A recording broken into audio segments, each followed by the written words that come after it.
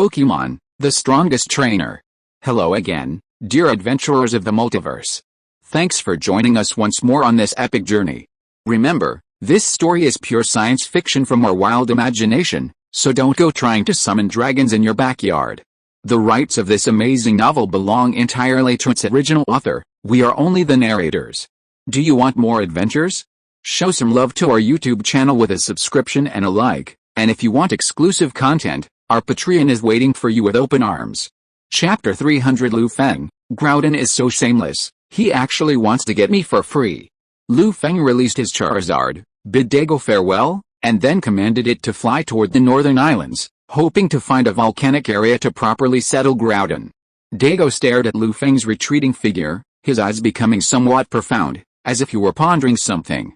A few minutes later, he emerged from his contemplation, glanced at the members of Team Magma on the ground, took out his navigator's watch, and called Miss Juncha in a nearby town, asking them to send someone to bring all the members of Team Magma back.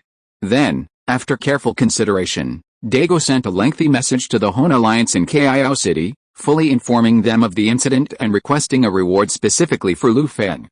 Hoenn Region, Eastern Island. Kio City, surrounded by the ocean and covered in flowers.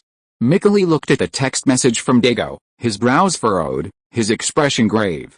His white clothes draped, his pale blue hair twitching, revealing a noble aura, like a melancholic prince. After a moment's deliberation, he notified the 4 heavenly kings of Hoenn and had them gather in the conference room for a brief meeting regarding Chimney Mountain. Everyone. The investigation into the unusual weather changes at Chimney Mountain has concluded, Mikkeli said in a low voice. This is the text message Dago just sent back. You can take a look at it first. Upon hearing this, the 4 heavenly kings of Hoenn glanced at each other, then shifted their gaze to the PowerPoint presentation in the conference room. They all fell silent as they looked at the information presented. Mikkeli glanced around, tapping his hand rhythmically on the table. He softly asked the 4 people, you should have all read this. What are your thoughts on this? I didn't expect the Chimney Mountain incident to be caused by the ancient Pokémon Groudon, and the Magma team actually tried to control Groudon to achieve their own goals without our knowledge. Ice King Bonnie sighed, her face filled with surprise. I have no objection to Dago's reward request. Evil King Kazuki had a defiant expression on his face. Although he didn't get along with Bonnie, he also shook his head, indicating that he had no other thoughts. Dragon King Genji smiled, but also said nothing. As for Ghost King Fleur, she was still lost in thought. As she looked at the information presented on the PowerPoint, a hint of worry flashed in her beautiful eyes, and a sense of foreboding emerged in her heart. Mikkeli and the other 3 Pokémons immediately knew that Fleur must have other thoughts on her mind, and they all turned their attention to her. Fleur noticed everyone's attention was focused on her. She suddenly raised her head and glanced at them apologetically. After a long hesitation, she replied in a deep voice, I don't object to the reward Dago-senpai requested. I just want to remind everyone, according to some records circulating in the furnace of the gods, the awakening of the ancient Pokémon Groudon will inevitably lead to the resurrection of another ancient Pokémon, Kyogre, and judging by what happened at Chimney Mountain, the Water Fleet, another organization opposed to Team Magma, is very likely to share Team Magma's ambitions and have designs on the ancient Pokémon Kyogre. Mikkeli and the other 3 Celestial Kings were startled by Fleur's words and fell into deep thought. After a while, Mikkeli said solemnly, what Furin described is indeed very likely to happen. The records of the people of Liuli also mention a connection between these 2 ancient Pokémon. If we don't handle this properly, the disaster from thousands of years ago will inevitably strike again. Ahem. If that's the case, then we must crack down on the Water Fleet to prevent them from targeting the ancient Pokémon Kyogre. Genji coughed lightly and offered his suggestion. The others nodded in agreement. Right. How should we explain the Chimney Mountain incident to the people? Kazuki suddenly remembered something, and a look of worry crossed her face. If we can't give a reasonable explanation, it could easily lead to riots. Hearing Kazuki's question, Mikkeli and the other 3 exchanged glances, their expressions suddenly mirroring his. An unknown amount of time passed. The somewhat elderly Genji glanced at the contemplative crowd, sighed softly, and said, let's have the relevant departments issue a notice, obscuring the ancient Pokémon Groudon and putting the entire blame on Team Magma. Instantly, Mikkeli and the remaining 3 Supremas nodded in satisfaction and assigned the relevant alliance staff to handle this matter and mitigate the impact of the Chimney Mountain incident. That afternoon, At 9:30 p.m., a Hoenn regional TV news broadcast, it has been reported that the culprit behind the recent unusual weather changes in the area around Chimney Mountain has been identified. An interview with TV host Kiu revealed that the evil organization, Team Magma, is behind all this. Thanks to the Alliance's tireless efforts and the help of a dedicated trainer, most of Team Magma's members have been apprehended. Please rest assured, refrain from spreading rumors, and do your part, reported by Kennis TV. Many residents of Hoenn who caught the news breathed a sigh of relief and praised the Alliance's efficiency. In Shujing City, at the Aquafleet headquarters, Shui Wutuang, upon seeing the appearance of Qi Yansong in the news and learning that most of Team Magma had been captured, with only a few remaining at large, couldn't help but sneer, his eyes filled with disdain. Haha. Qi Yansong is such a loser. He was wiped out by the Alliance. I'm so glad I even listed him as a nemesis. He's a disgrace to our evil organization. Quick, D and Zhao, complete the plan quickly. Find Kyogre as soon as possible and fulfill our Aquafleet's dream, Shui Wutong said to the three officers behind him, his ambitions ablaze. The three Aquafleet officers exchanged glances and nodded, their eyes blazing. Meanwhile, in the Kanto region, at Team Rocket Base, Sakuki watched the news on TV. Upon learning that the evil organization Magma had been destroyed, his eyes were filled with disdain, as if he felt deeply ashamed to be a fellow evil organization. In the Sinnoh region, Team Galactica headquarters, Akaji, with a sarcastic expression, ordered his Team Galactica members to accelerate their plans. In the Unova region, Team Plasma Base, Quixote and the other 6 sages, glued to the news broadcast on the television, mocked the Magma with displeasure. In the Kalos region, Team Flare headquarters, Flattery, Alala region, Ether Foundation, Lusamine, Gala region, Mirakaman Group. Raz, undoubtedly, upon learning of the Magma's demise, the evil organizations in the other regions all expressed mockery and disdain for Akaji's incompetence, and each accelerated some of their previous plans. Meanwhile, after endless searching, Lu Feng, riding Charizard, soared over the northern waters of Hoenn until he finally located a semi-dormant volcano and landed directly on an island far from the mainland. Phew. Finally found a suitable island. These Groudon should be satisfied. Lu Feng wiped his sweat off his forehead, dismounted from Charizard's back, and tossed the advance ball in his hand, releasing Groudon. Groudon casually gazed around for a moment, then spotted the volcano not far away and nodded with satisfaction. Just as he was about to enter the volcano and fall asleep again, Lu Feng stopped him, leaving the honest Groudon somewhat bewildered. Hurry, Groudon growled, looking at Lu Feng with confusion. Human. Is there anything else you need? Lu Feng gave Groudon a sly look, as if he were looking at a ball of wool, his eyes so green they made him uneasy. Huh. After all this busy work, it's time to get some. Lu Feng released his Pokémon again, pointed at them towards Groudon, and said expectantly, Groud. Since we're so familiar with each other, why don't you give me some advice on my Pokémon, Groudon? Groudon was stunned by Lu Feng's shameless words, as if encountering such a brazen person for the first time, and fell silent. His huge eyes fixed on Lu Feng, constantly examining him, as if trying to discover what had emboldened Lu Feng to say such a thing. After all, it had only been less than a day since they met. And yet, in Lu Feng's words, he had become so familiar. What a guy. Facing Groudon's glance, Lu Feng remained calm, as if he had seen a lot before. He appeared incredibly calm, standing still, awaiting Groudon's response. Seeing Lu Feng's unmoved expression, Groudon sighed in frustration and ignored him, continuing his walk towards the nearby volcano, hoping to catch up on some sleep. Seeing Groudon leave, Lu Feng suddenly grew anxious, silently cursing, "How dare you try to get away with me for free? Groudon is so shameless." Fortunately, Lu Feng had other plans. Just as Groudon was about to enter the volcano and fall into deep sleep, he asked in a humiliating voice, "Grow. Can't you fly?" Instantly, a deathly silence fell over the Pokémon. Groudon paused, his face hardened, and he glanced at Lu Feng with a hint of shame and annoyance. The Pokémon present sensed the murderous aura in the air, their bodies trembling unnaturally. They glanced at Lu Feng in fear, their faces visibly uneasy. Groudon felt a sinister malice enveloping him, his heart instantly turning cold. Roar, as if Lu Feng's words had struck a nerve, he loudly defended himself. "I'm the Earth creator of the Hoenn region, a super ancient Pokémon of high legendary strength. Why would I want to fly? I wouldn't try to imitate that lousy Kyogre and resort to all those fancy tricks." Though Groudon displayed a dismissive air, Lu Feng, aided by the power of wave guidance, could detect a flicker of envy in his eyes. Just think about it, all high legendary Pokémon can fly, but he, the Earth creator of Hoenn, can't, having to walk home even after a god battle. Just imagine how desolate he must be. Whenever he thought of this, Groudon wanted to bludgeon Kyogre to death, his heart filled with resentment. Lu Feng sensed Groudon's suppressed anger and knew he couldn't provoke him any further. He quickly said to Groudon, "Grow. I can teach you how to fly." In an instant, Groudon fixed his gaze on Lu Feng. Lu Feng's Pokémon looked at each other, covering their faces with their hands in shame, and internally complained, "Shit. Lu Feng is bragging too much? Brothers, we're ready to run away." Chapter 301 Broken Winged Angel Groudon. Time ticked by.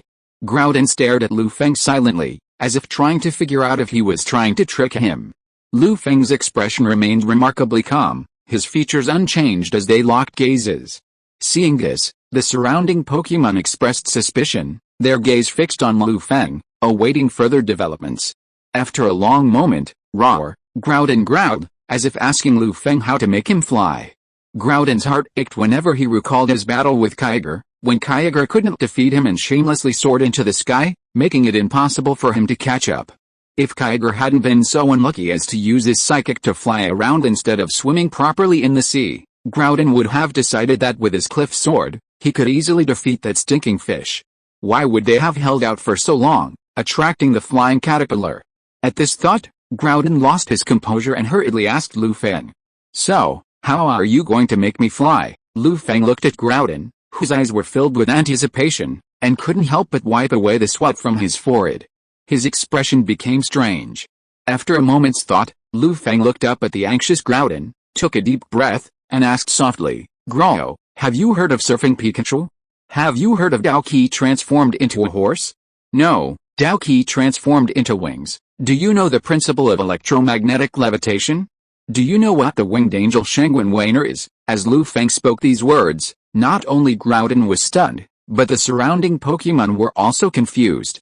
Although they didn't know what Lu Feng was talking about, it sounded very advanced. Groudon's expression became extremely solemn, and he silently wondered, did I sleep too long? Why do I know every word he says, but when he puts it together, I don't understand what it means. Lu Feng noticed that Groudon and several of his Pokémon had fallen into deep self-doubt, and he couldn't help but breathe a sigh of relief. A moment later, Groudon looked at Lu Feng, who was smiling, and immediately reacted, staring at him quietly with a frown. Lu Feng felt Groudon's fiery gaze and began to explain to Groudon bit by bit, like peeling off silk threads. First, the first method, surfing Pikachu plus fighting spirit wings. Lu Feng recalled the special episode where the red Pikachu could use a stand, using the stand as a surfboard to perform the feat of surfing on the sea. He paused silently, then continued to explain to Groudon. This method primarily utilizes stand skills. Treat your stand like wings or hoverboards, and effectively utilize the powerful thermal energy within your body to propel it upwards, giving the ground a push to propel you into the air. Let my Eevee demonstrate the specific steps. He finished his dry-mouthed explanation, then turned his gaze to his own Eevee, signaling with his eyes. Though reluctant, Eevee, sensing the deep, abyssal aura emanating from Groudon, heartfeltly used the stand technique, performing before Groudon. Eevee split into several stands and stepped on them.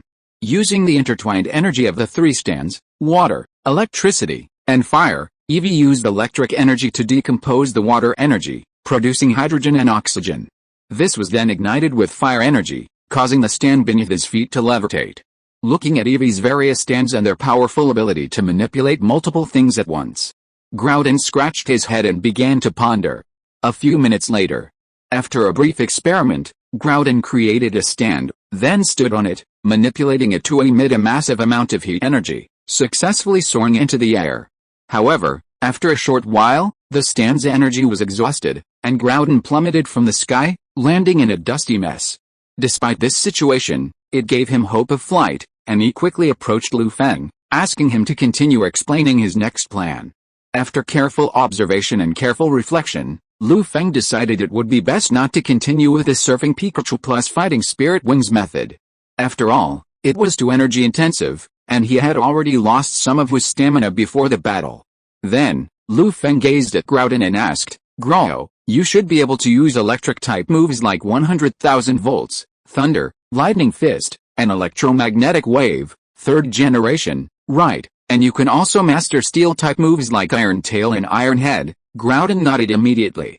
Although he rarely used the moves Lu Feng asked about, usually focusing on ground-type moves, he did master them, without a doubt. The principle of electromagnetic levitation primarily requires electricity and steel. With these two energies, it's very easy, by using the electrical energy within his body to generate some magnetism. A unique magnetic field is formed that repels the planet's internal magnetic field, effectively achieving levitation. This method is used by many steel-type Pokémon to fly. That Metagross you saw a while ago used this method to fly. Lu Feng's eyes brightened as he spoke, their gaze becoming intense. Groudon, recalling the Metagross he had seen a while ago, was secretly amazed. So that was how that creature flew? So, could I, too, achieve flight using this method? He pondered silently for a moment, carefully considering Lu Feng's words, and eagerly tried it out. Sure enough, this method of flight did indeed allow him to fly, and his flight lasted even longer than the previous method.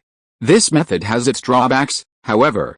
Some energy is lost during the energy conversion process, and it also requires a strong level of control and coordination. However, Groudon favored it, believing it could successfully propel him into the air, fulfilling his long-cherished dream of flight. He could afford the energy loss. Seeing Groudon's delight, Lu Feng coughed softly, drawing his attention back. Suddenly, Groudon heard Lu Feng's coughs and quickly turned to look over, eagerly awaiting his next move. Sadly, while Groudon anxiously awaited his next move, Lu Feng showed no interest in continuing. Instead, he pulled out a bottle of mineral water, took a sip, and feigned exhaustion, refusing to continue. Seeing this, Groudon became increasingly anxious. "Oh my god. I finally learned how to fly, and you're not going to continue? I've already taken off my pants, and you're showing me this." For a moment, Groudon felt rather uncomfortable and began scratching his head. Seeing that he had Groudon under his control, Lu Feng gave him a half-smile, then glanced at his Pokémon, his intention obvious. Groudon followed Lu Feng's gaze and saw several Pokémon also staring at him eagerly, and suddenly something dawned on him. He quickly promised him loudly, "Human, keep teaching me how to fly. If you teach me, you will definitely benefit." After getting Groudon's promise, Lu Feng suddenly became energetic, and changed his tired look, and started to explain again. The third method is called the Broken-Winged Angel Shangwen Wainer. Of course, it can also be called the Broken-Winged Angel Groudon. This method mainly utilizes the swallow return technique you have mastered, and uses it continuously in a short period of time. Whenever you are about to fall, perform the next swallow return flight in time to achieve the purpose of hovering in the air. Grow, may I ask, can you condense the sword of the cliff in your hand? Groudon was a little confused, but nodded silently. Seeing Groudon nod, Lu Feng understood a little. He refined his previous winged angel technique and said with a smile, "Since you can do it, you can concentrate the cliff sword in your hand during swallow return. This will increase your damage to the enemy and, secondly, utilize the inertia generated by the cliff sword's flight to prolong your flight time, giving you time to prepare for swallow return again." Roar! Groudon's eyes lit up after hearing Lu Feng's words, and he couldn't help but let out a low growl. He suddenly felt that this method might be the most suitable for him, Groudon. He wanted flight, and he wanted lethality. In an instant, watching Lu Feng speak so eloquently before him, Groudon felt a strange feeling in his heart. After a brief silence, he suddenly made a decision. He must not let this human leave so quickly. He must thoroughly exploit him, drain all his thoughts, and completely master the art of flight. The next time he encountered a stinker, he would give him a big surprise. Lu Feng noticed Groudon's sudden distraction and quickly coughed a few times to draw its full attention back. Rubbing his hands together, he said, "Groud, I've covered everything I need to say. Now it's your turn to perform well." Groudon growled, as if asking for any other solutions. Lu Feng shook his head slightly, saying somewhat helplessly, "These are the only options I can think of right now. I need more time to consider other flight plans." Groudon let out a sigh of dissatisfaction, but seeing no other options, he led Lu Feng's Pokémon to a nearby open space and began to offer the benefits he had promised. Seeing this, Lu Feng couldn't help but smile, and quietly waited. Chapter 302 Groudon, Who Can Fly Now? August 19th, Monday. The sky was a brilliant blue, cloudless, and the sea was calm. Several gulls flew over the surface, scooping up the occasional water Pokémon and feasting heartily. On an unnamed volcanic island in the northern Hoenn region, Feng had been on the island for over a week at Groudon's invitation. During this time, Feng had successfully PY'd Groudon by teaching him how to fly. He had profited greatly from him, allowing several of his Pokémon to rise in strength again. Among them, Swampert and Jengar, the Pokémon most closely associated with Groudon, had undoubtedly seen the greatest improvement in strength. Thanks to Groudon's diligent instruction, Swampert's Cliff Blade had become even more agile. While still behind Groudon's, it was far superior to its original level. He had also benefited from some of Groudon's ground-type resources, boosting his strength to the early stages of a semi-champion level. Jengar, having mastered the control of his phantom purple orb, continuously accumulated its energy, not only achieving a breakthrough to the mid-level Celestial King, but also reaching the mid-level quasi-champion level after his super ancient transformation. Groudon also helped Jengar extract a portion of his natural energy and infused it into his orb, gradually bringing it closer to the original two orbs. Overlord Bagheera, after ingesting some of Groudon's remaining fragments, gained a boost in his ground-type energy. He also elevated his previously learned Cliff Sword to a new level, becoming more and more like a younger Groudon. At the same time, his power also reached the early-level quasi-champion level. Charizard, acquiring a trace of Groudon's fire and incorporating it into his own body, further completed the Buddha's Wrath Lotus, boosting his power to the late Celestial King level. Although Groudon's normal element is ground, his elemental transformation after returning to its original form is now ground plus fire, resulting in Charizard's significant improvement. After a period of hard work, Togekiss and Eevee successfully mastered the Elite Aura. With the help of rare resources provided by Groudon, they became early elite Pokémon. Garchomp and Groudon diligently sought guidance, attempting to incorporate Groudon's Cliff Blade techniques into their own battles. By leveraging the vast resources, their strength was approaching that of a semi-champion.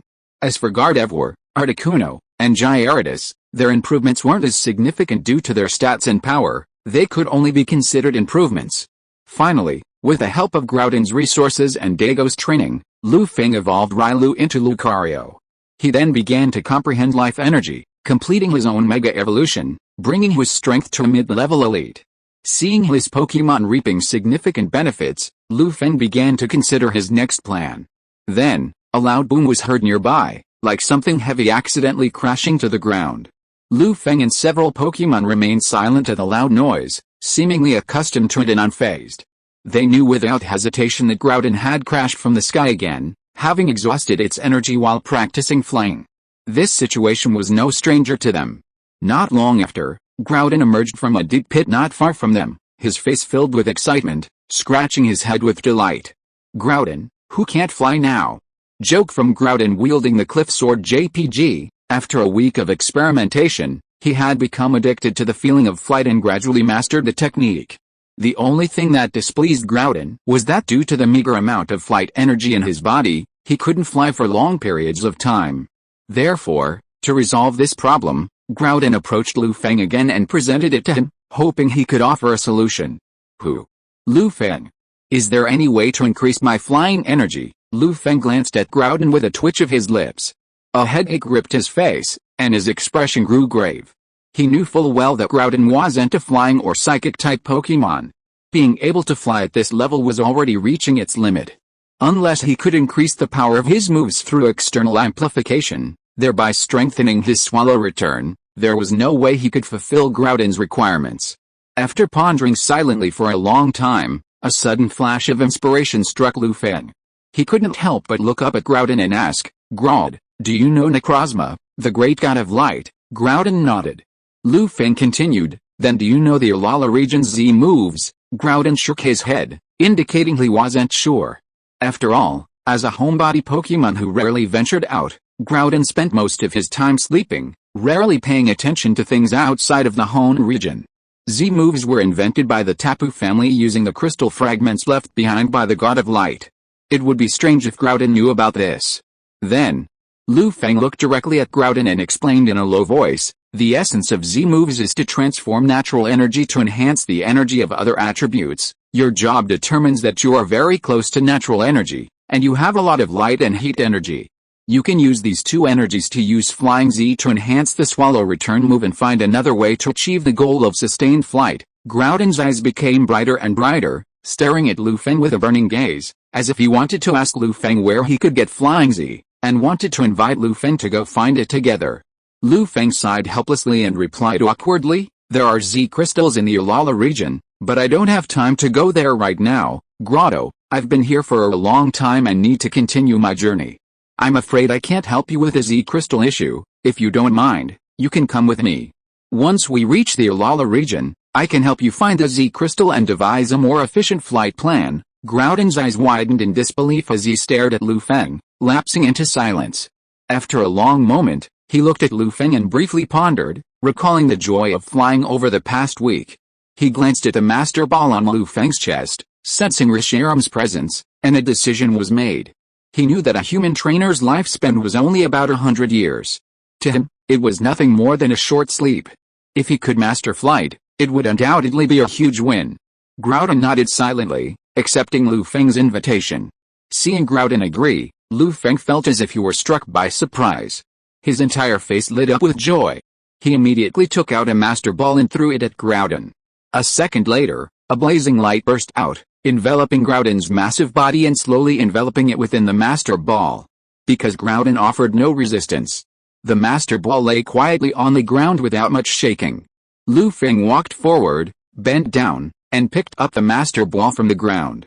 He said with deep emotion, "Groud, I look forward to your guidance in the future." The master ball shook for a moment, as if in response to Lu Feng's words. Just then, the system's voice echoed in Lu Feng's ears, abruptly waking him up. "Ding. Congratulations to the host for capturing Groudon.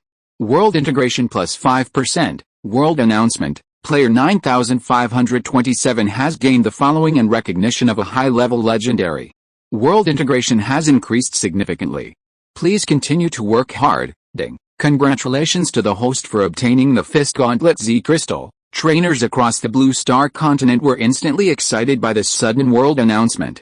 What? Another legendary Pokémon? Who was so lucky? Oh. It's 9527. That's alright.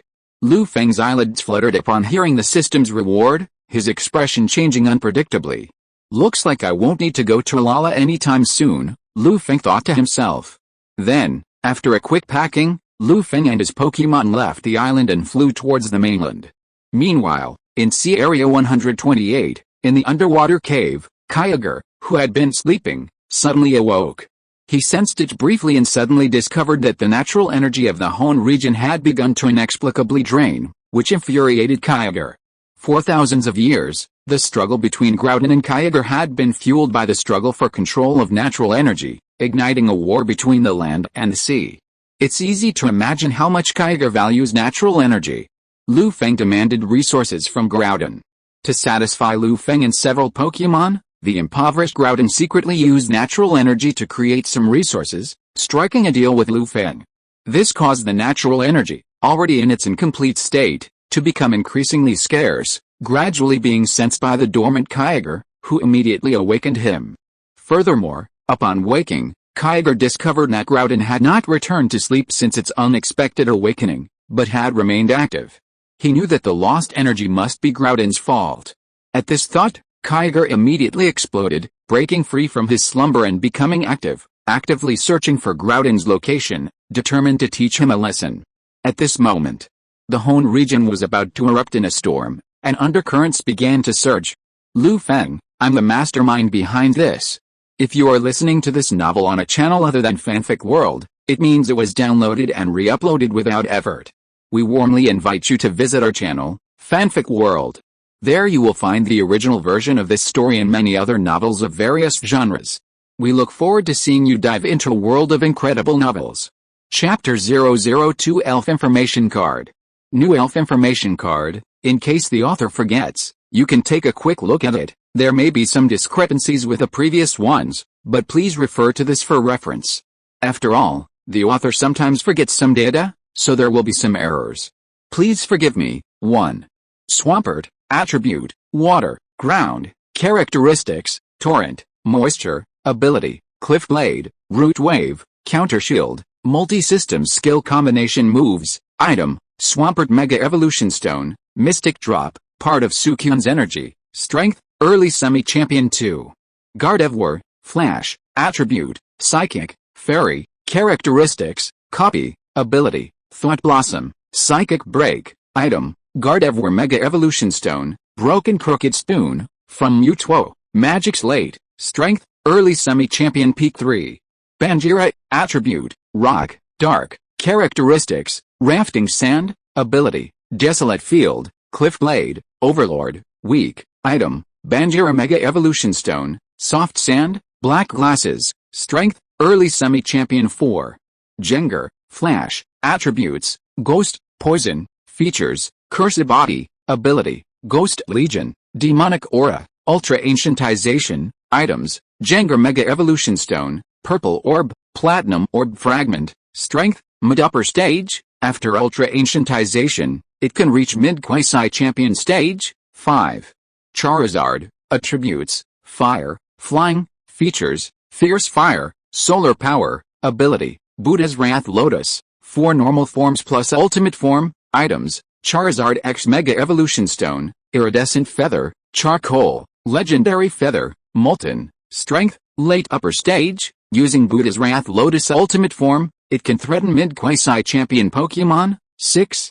Articuno, attributes, Ice, Flying, features, Oppression, ability, Extreme Cold, Freeze Time, begins Enlightenment, items, Unmeltable Ice, Diamond Orb Fragment, Legendary Feather, Articuno, strength, mid-perfect King 7. Partner Eevee, attribute, General, feature, Adaptability, Predict Danger, ability, 9 exclusive moves, Stand Eevee Team, Return of Favor skill, items, Soothing Bell, Silk Scarf, Soul Heart, Magiana item, used to learn multitasking, strength, early perfect King 8.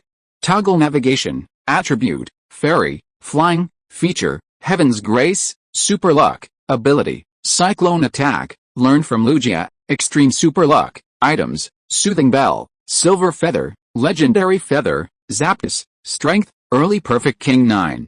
Red Gyarados, attribute, Water, Flying, feature, Overconfidence, ability, Angry State, multiple reverse scale, use the reverse scale move several times in a short period of time to burst out with powerful power, items, Water Gem, obtained from the Ocean Temple, Gyarados Mega Evolution Stone, strength, mid-Persian 10, Garchomp, attributes, Dragon, Ground, ability, Sandhide, Rough Skin, ability, Martial Arts Swordsmanship, incorporate time-honored sword techniques from the Blue Star continent into your own battles, items, Dragon Scale, contains the power of a giant Dragonite, White Jade Orb Fragment, Garchomp Mega Evolution Stone, strength, peak Persian 11, Lucario, attributes, Fighting, Steel, ability, Unyielding Heart, ability, Special Wave, Life Energy, Self Mega Evolution, Beginning Experimentation, items, Black Belt, strength, near mid-Persian current high legendary Pokémon owned, Groudon, Reshiram. Feng currently possesses the following legendary resources, Rainbow Feather, Silver Feather, Thunderstone, containing the energy of Thunder God, Ocean Bell. Miracle Seed, containing the energy of Celebi, Green Crystal, Deoxys itself, Broken Crooked Spoon, containing the energy of Mewtwo, Revealing Mirror, Ancient Music Score, Soul Heart, Mystic Water Drop, containing the energy of Sukyun, Grass Green Orb, Platinum Orb Fragment, White Jade Orb Fragment, Diamond Orb Fragment, Magic Slate, Holy Ash, Legendary Feather of the Three Gods, Infinity Flute. Current legendary quest, become the head of the elves, and investigate the truth behind the disappearance of the Blue Star Elf civilization. P.S. Due to system limitations, some of the abilities are not explained in detail. Chapter 303, Phantom Tower, Zijin City. That afternoon, before sunset, Feng, aided by Charizard, returned to Chimney Mountain and landed outside Fuyan Town. He glanced at the darkening sky, pondered for a moment, and then walked into Fuyan Town, arriving at the town's famous hot springs inn, hoping to soothe the fatigue of a week spent outdoors. Welcome. Please follow me. Upon entering the inn, Feng heard a hoarse voice. A sturdy, elderly man approached him with a smile. Feng followed the man to the inn's counter, surveyed the available hot spring rooms, and silently began to choose one. Perhaps because he had been with Sharona for so long, Lu Feng looked at the book in his hand with a troubled expression, as if unsure how to choose. Seeing this, the old man guarding the inn smiled knowingly and asked casually, "Sir, do you plan to bathe with your Pokémon together, or separately, Grandpa? Please give me a larger hot spring room." Lu Feng looked up at the old man, reflecting on the Pokémon he currently had with him. A sudden decision came to him, and he chose a larger room. A moment later, Lu Feng, dressed in a bathrobe, led the old man to a steaming room. Gazing at the radiant hot spring before him, he thanked the old man and released his Pokémon. Having teleported Swampert and his other Pokémon back after collecting the spoils, Lu Feng only had Eevee, Togekiss, Lucario, Articuno, Charizard, Gengar, and 2 high-level legendary Pokémon with him. The group comfortably entered the large hot spring pool, enjoying the rare opportunity to soak in the warmth. Eevee and Togekiss were playfully splashing water at each other, but the splashes accidentally hit Gengar and Charizard. Suddenly, a spectacular water fight erupted throughout the hot spring room, with every Pokémon joining in the fray, even Lu Feng being dragged into the water. "Oh, you guys. I can't handle you." Lu Feng dodged the splattering water, playing with the other Pokémon. During this time, Eevee, caught off guard, was caught by Lu Feng, who grabbed its fur by the scruff of its neck and levitated it into the air. It struggled to break free, its legs trembling, its expression adorably resisting his advances. At that moment, Lu Feng gazed at the soaked Pokémon, shook the water from his hair, and smiled broadly. The next morning, Lu Feng vaguely woke from his sleep, feeling a heavy weight on his body. He felt a bit breathless and quickly opened his eyes. At some point, Eevee had crawled onto his bed, using his chest as a blanket and falling asleep. Seeing this, Lu Feng gave a somewhat helpless smile. He gently lifted Eevee from his arms and placed it on the bed. He tiptoed to the bathroom and quickly washed up. Then, he walked to the windowsill and pulled open the curtains, letting in soft sunlight, instantly waking several sleeping Pokémon. Eevee yawned, bleary-eyed, and greeted Lu Feng. Togekiss shook himself and uttered a morning greeting. Lucario quietly meditated, sitting cross-legged in the corner of the room, beginning a new day of practice. Charizard stretched its body and let out a low roar, as if greeting all the Pokémon. Articuno spread its wings and preened its icy blue feathers with its beak, ever mindful of its appearance. Gengar let out a sinister laugh, disappearing into the shadows. Lu Feng took out several different energy cubes and handed them to the Pokémon in front of him, letting them enjoy a leisurely breakfast. An hour later, after the Pokémon finished their meal, Lu Feng took out his communicator and saw a message from Dago that had been sent at some point. Lu Feng raised his brow. After a quick glance, he finally understood the purpose of Dago's message. It turned out to be a reward from the Hoenn League, distributed the day after Lu Feng left Chimney Mountain. However, since they had been unable to contact Lu Feng, they had deposited this special reward at the Pokémon Center in Violet City, asking him to claim it as soon as possible. Compared to the Kanto League, the Hoenn League is so much more efficient, Lu Feng sighed, recalling his past in Kanto. Then, he packed his luggage, collected a few Pokémon, leaving only Eevee and Rotom with him, and went to the hotel front desk to check out. After purchasing some Kamahina Town specialty, Kamahina Senbei, he left the town. Rotom. Navigate to Violet City. Lu Feng took out the Rotom bike and had it navigate to Violet City. He sat on the bike with Eevee and silently savored Kamahina Senbei. Got it. Rotom. We've found the shortest route and are about to depart, Rotom replied earnestly. In a flash, Lu Feng and his group followed Route 112, quickly exiting the town and heading straight ahead. Half an hour later, they reached the edge of the desert. Due to the sweeping sandstorm, Lu Feng and his companions had to stop nearby, using the tall rocks along the roadside to avoid the sandstorm. Bui, the Eevee, ears drooping, endured the pelts of sand and gravel falling on it, staining its carefully scrubbed fur. A look of despair crossed its face. Lu Feng rubbed its head vigorously and grumbled with a gruff laugh, "All right. Once we get to Violet City, I'll take you for a proper wash, Bui." Upon hearing Lu Feng's words, the Eevee perked up instantly, calling out to Rotom, as if asking him to be a witness. Lu Feng found the naive Eevee amusing and quietly waited for the sandstorm to pass. An indeterminate amount of time passed before the raging sandstorm finally dissipated, leaving Route 112 covered in a vast expanse of yellow gravel, completely blocking the road. Lu Feng sighed at the sight before him. A casual glance towards the desert revealed a stone tower on the verge of collapse, which perked him up. He knew full well that the stone tower before him must be the phantom tower hidden in the desert. Only with great luck could one encounter this 4-story tower. The next second, Lu Feng dragged Evie and Rodham towards the nearly vanishing phantom tower. Before it vanished, they entered the stone tower. Then, using some skill, they reached the top and retrieved the 2 fossils placed there. Beep, phantom tower. Check-in completed. Rodham immediately clicked the shutter of his camera as Lu Feng took the 2 fossils, capturing the moment for his travel album. A few minutes later, Lu Feng let out a long sigh and, before the phantom tower completely vanished, he emerged with Rodham and Evie. Oh right. I remember there's a desert ruin in the southern part of the desert. Rajirak, one of the 3 pillars controlled by Dago in the special, was sealed there, Lu Feng muttered quietly, gazing at the area south of the phantom tower. After a moment's deliberation, Lu Feng made a decision. He led Evie and Rodham towards the southern desert, searching for the hidden ruins. Soon after much difficulty, Lu Feng, breathlessly reaching the southern end of the desert, led Evie and Rodham. He gazed at a cave entrance in front of a small, sizable hill, with faint traces of debris visible, and a sudden sense of foreboding seized him. He hurried toward the entrance. Evie and Rodham exchanged glances, their eyes filled with confusion as they watched Lu Feng's hurried back.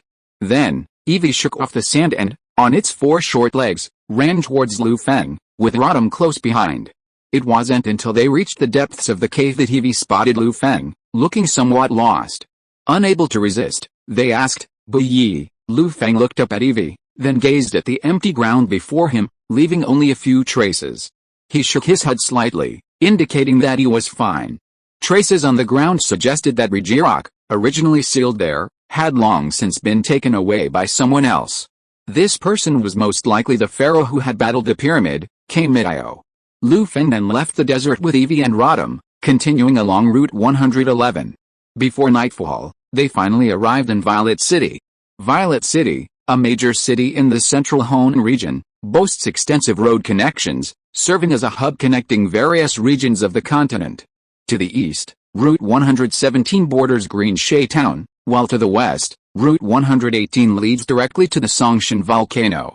Route 111 to the north leads to Kami Town, and to the south, Route 110 is not far from Kaina City. The city is home to a large gaming city and the largest bicycle shop in the Hoenn region.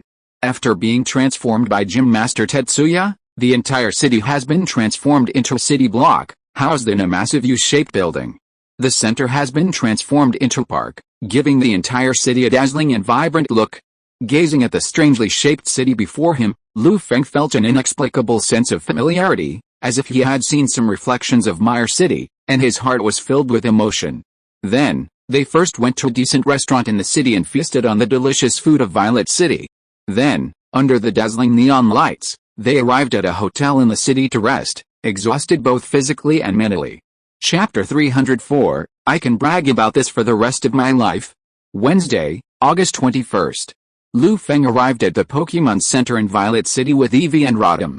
He took out his ID and handed it directly to Miss Joy, saying softly, "Hello, Miss Joy.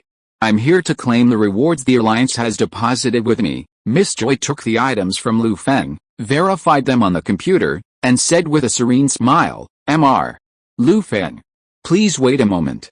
I'll go get the rewards the Alliance has delivered." Lu Feng nodded gently, walked to a seat in the Pokémon Center, and waited quietly. Just then, the large screen TV floating inside the Pokémon Center suddenly broadcast a news report about Kaina City and the unusual weather in the nearby waters, which instantly caught Lu Feng's attention. A day ago, the evil water fleet raided the Kaina City shipyard and museum, stealing important parts and items from the museum and taking away the newly completed submarine. Miss Juncha of Kaina City is urgently pursuing them. If you see suspicious strangers recently, please call the reporting hotline to assist the police in tracking down the members of this evil organization.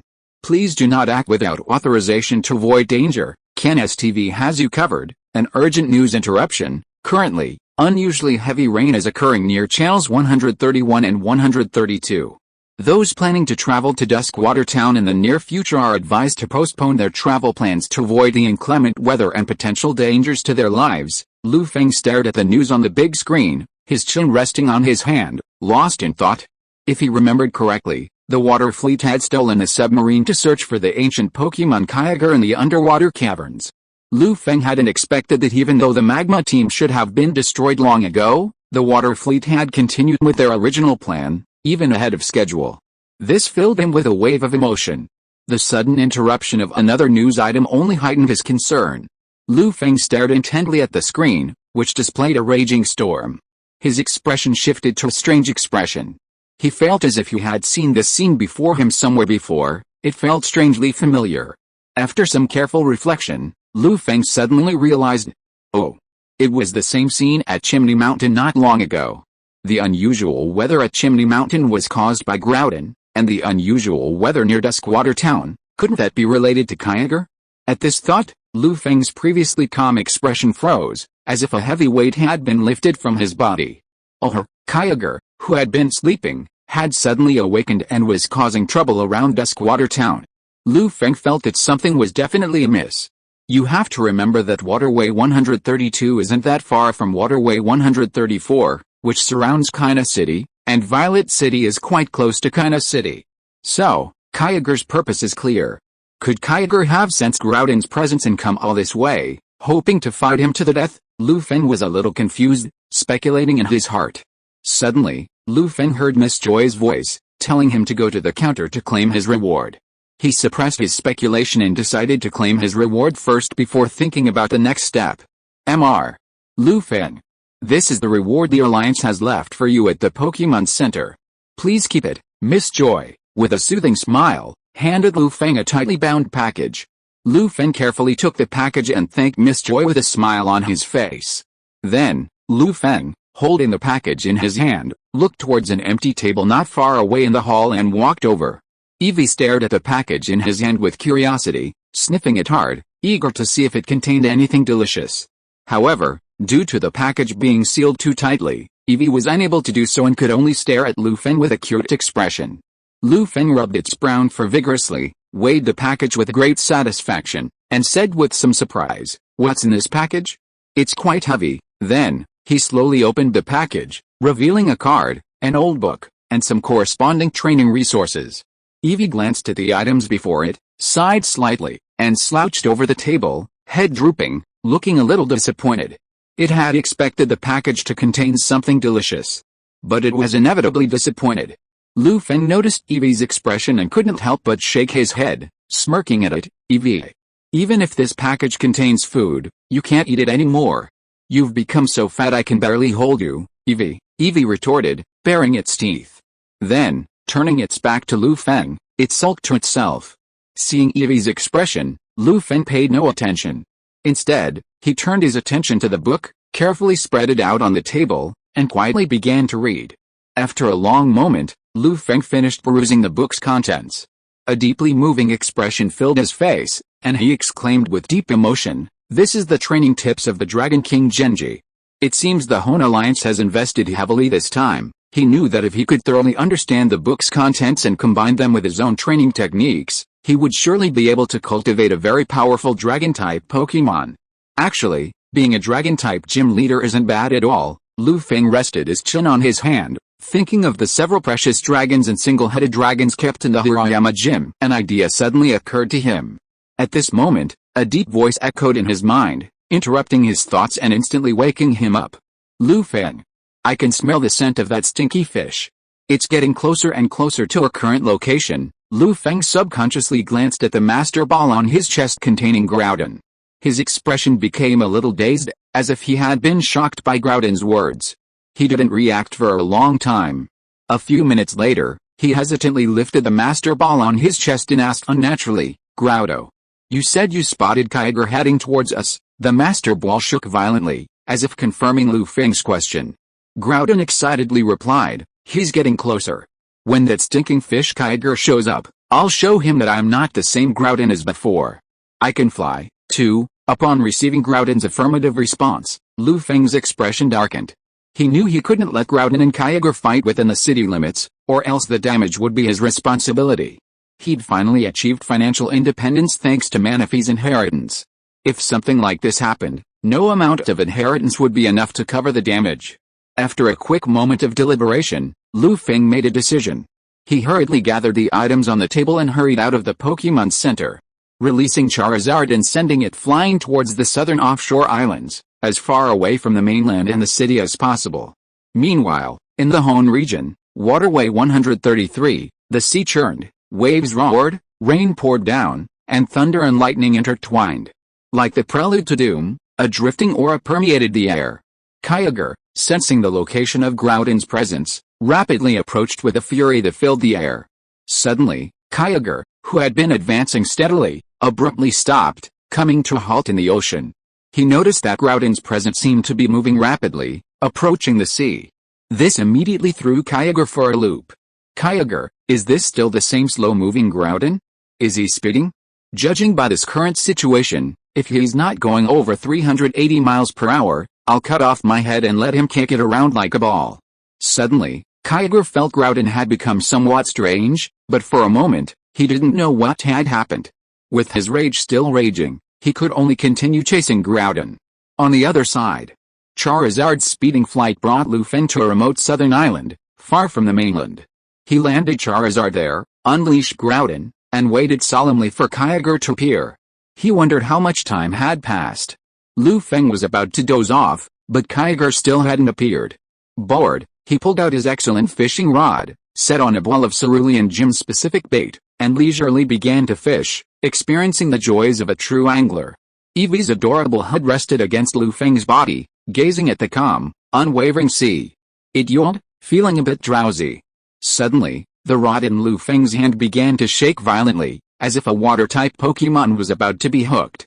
This instantly alerted Feng, causing him to perk up and begin reeling in the Pokémon. Pretty powerful. Looks like this water Pokémon is quite large. Feng watched the swaying fishing rod, feeling a powerful pull. His face lit up with excitement, and he quickly called to Eevee. Eevee, come over and help us reel in this water Pokémon. Upon hearing Feng's words, Eevee used its 4 short legs to push against the ground, biting hard on Feng's clothes to help him steady himself, and slowly pulled the fishing rod back. But Feng and Eevee's strength was insignificant to the water Pokémon on the other end of the rod. It wasn't long before they were being pulled towards the surface, nearly plunging them into the water. Groudon, with heavy steps, approached Feng and, using all its strength, pulled him back, dragging the water Pokémon from the surface. In an instant, water splashed, the sea surging as Feng's exceptional fishing rod reeled in a massive water Pokémon. Upon seeing the water Pokémon's true form, the entire southern island suddenly fell into a deathly silence, all life stagnating. This Pokémon, resembling a whale, exuded a powerful aura and emanated terrifying energy waves, like a god residing in the deep sea. Groudon. Feng. The water Pokémon. Eevee. Feng, holy crap. I actually caught this giant. I can brag about this forever. Greek letter Omega. Chapter 305, The Battle of Hoenn begins. Groudon vs. Kyogre. On the southern island of Hoenn, a moment of silence fell. Kyogre, filled with grief and indignation, gazed at the bewildered Feng and Groudon, who was now laughing like a goose.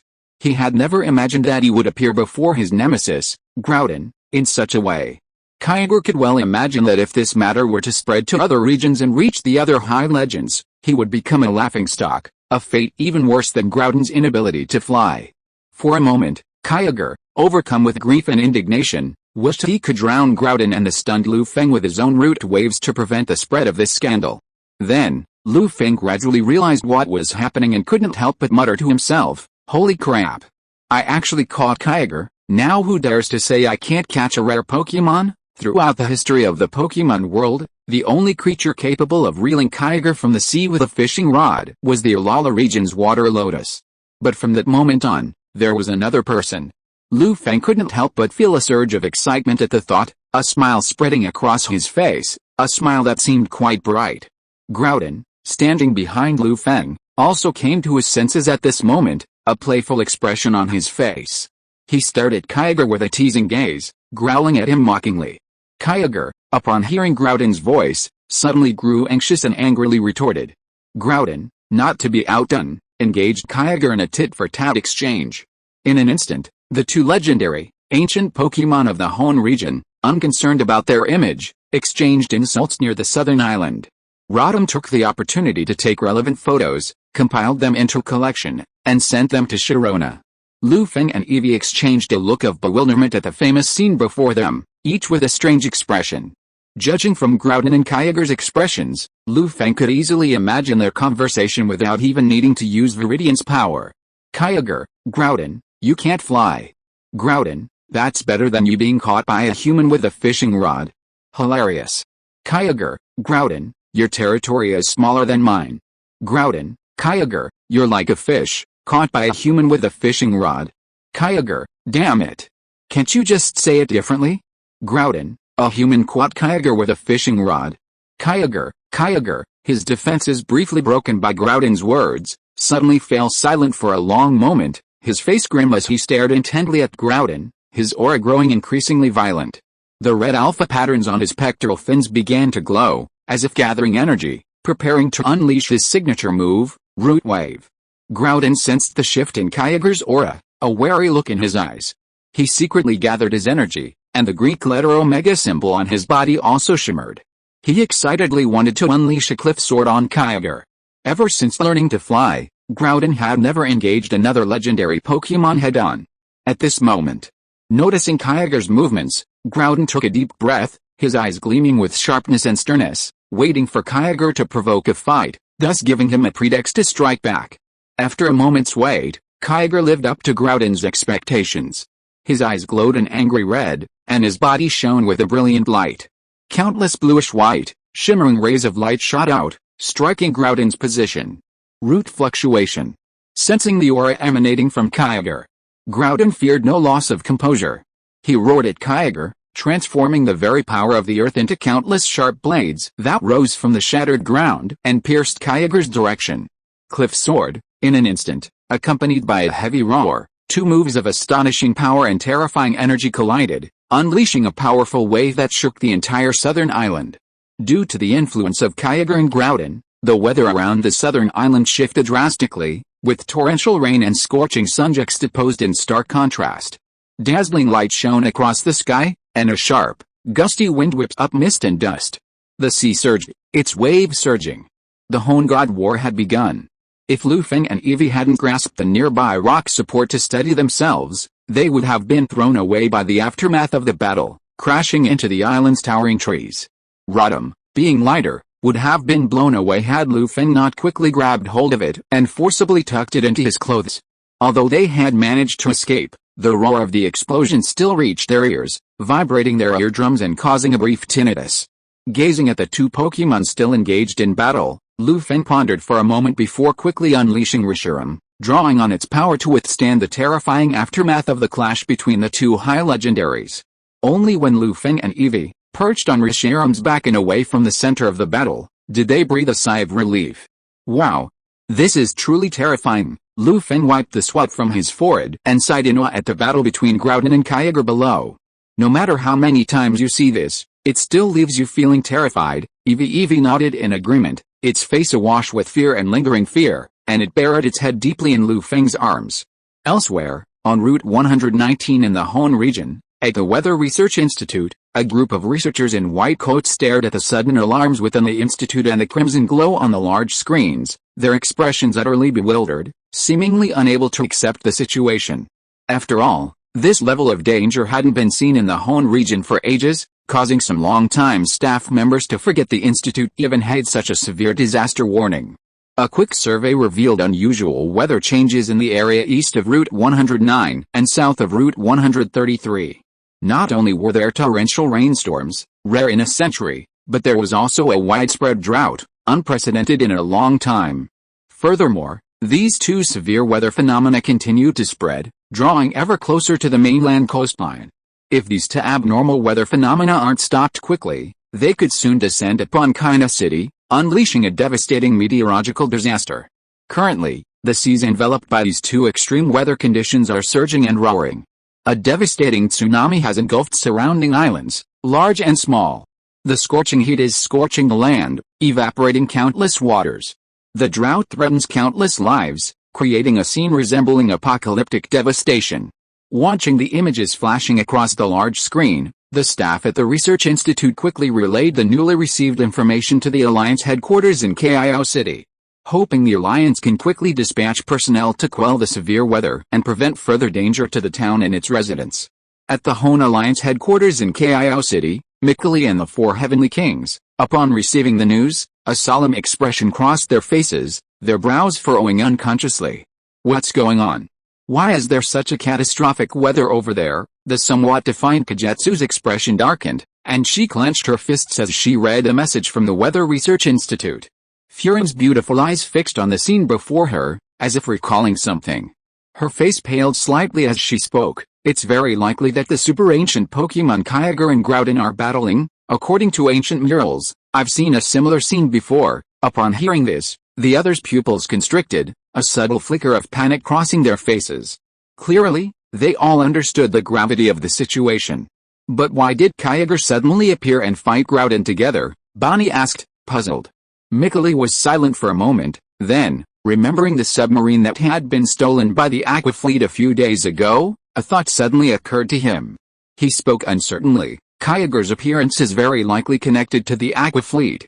They stole the submarine a while ago, so it's very possible they were the ones who revived Kyogre. Genji and the others felt a certain amount of truth in Mikali's words, nodded silently, and then shifted the blame onto the Aqua Fleet. Shui Wutong, WQNMLGB. We haven't even taken any action yet. How can we be blamed for this? Are you polite? But, Genji thought of Dago's report and asked hesitantly, didn't Dago's report on the Chimney Mountain incident say that the trainer named Feng left in the north of Chimney Mountain? Why did Groudon suddenly end up in the southern waters of Hoenn? Mikali and the others were bewildered by Genji's question. Yes. They also wanted to know why Groudon appeared in the south. Suddenly, a strange thought occurred to them. Could that trainer have taken Groudon to stop the fleet that had discovered Kyogre? A few minutes later, Mikali sighed, rubbed his aching head, and said solemnly, alright, let's end this matter here for now. Our current mission is to prevent the abnormal weather from spreading to the mainland and affecting the safety of the towns and residents. We'll discuss the rest of the matter after the incident is over. A moment later, under unified coordination and dispatch, Mikali and the four heavenly kings each performed their duties and rushed towards the town where the weather was about to arrive, hoping to prevent the disastrous weather from causing damage to the towns along the way. Chapter 306, Groudon, Kyogre, is this cliff sword still so cool? Shujing City, an island somewhere in the east. Shui Wutong stared at the report his men handed him with shock, frozen in place for a long moment, unable to react. It wasn't until Quan, one of the three officers of the water fleet, called out softly that Shui Wutong regained consciousness. Shui Wutong looked at Quan with a complicated expression, his voice raspy, as if he had suffered a serious illness. Has this information been confirmed? Is it really Kyogre? Quan and the other two looked bewildered, but nodded silently, replying somewhat awkwardly, Boss Shui Wutong, based on the murals we've obtained and the weather in that area, we can confirm that it was Kyogre. And what? Shui Wutong asked, frowning. Seeing Quan's hesitation, a bad feeling suddenly settled in his heart.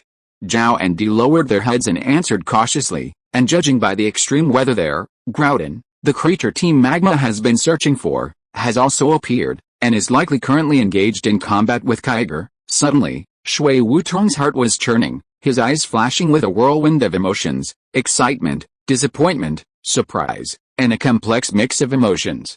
Shui Wutong desperately wanted to ask, how could Kyogre suddenly awaken? Something was wrong with the plot. He hadn't even obtained the brilliant blue orb yet, had just snatched the submarine, and was about to set off towards the deep-sea cave. But suddenly, before he could do anything, the very Kyogre he'd been dreaming of appeared, completely baffling him. More importantly, Groudon had appeared, engaging in combat with the awakened Kyogre. This completely freaked Shui Wutong out. Suddenly, the entire fleet base fell silent, a heavy atmosphere. After a moment of silence, Shui Wutong looked at the three fidgeting officers, a look of exhaustion on his face.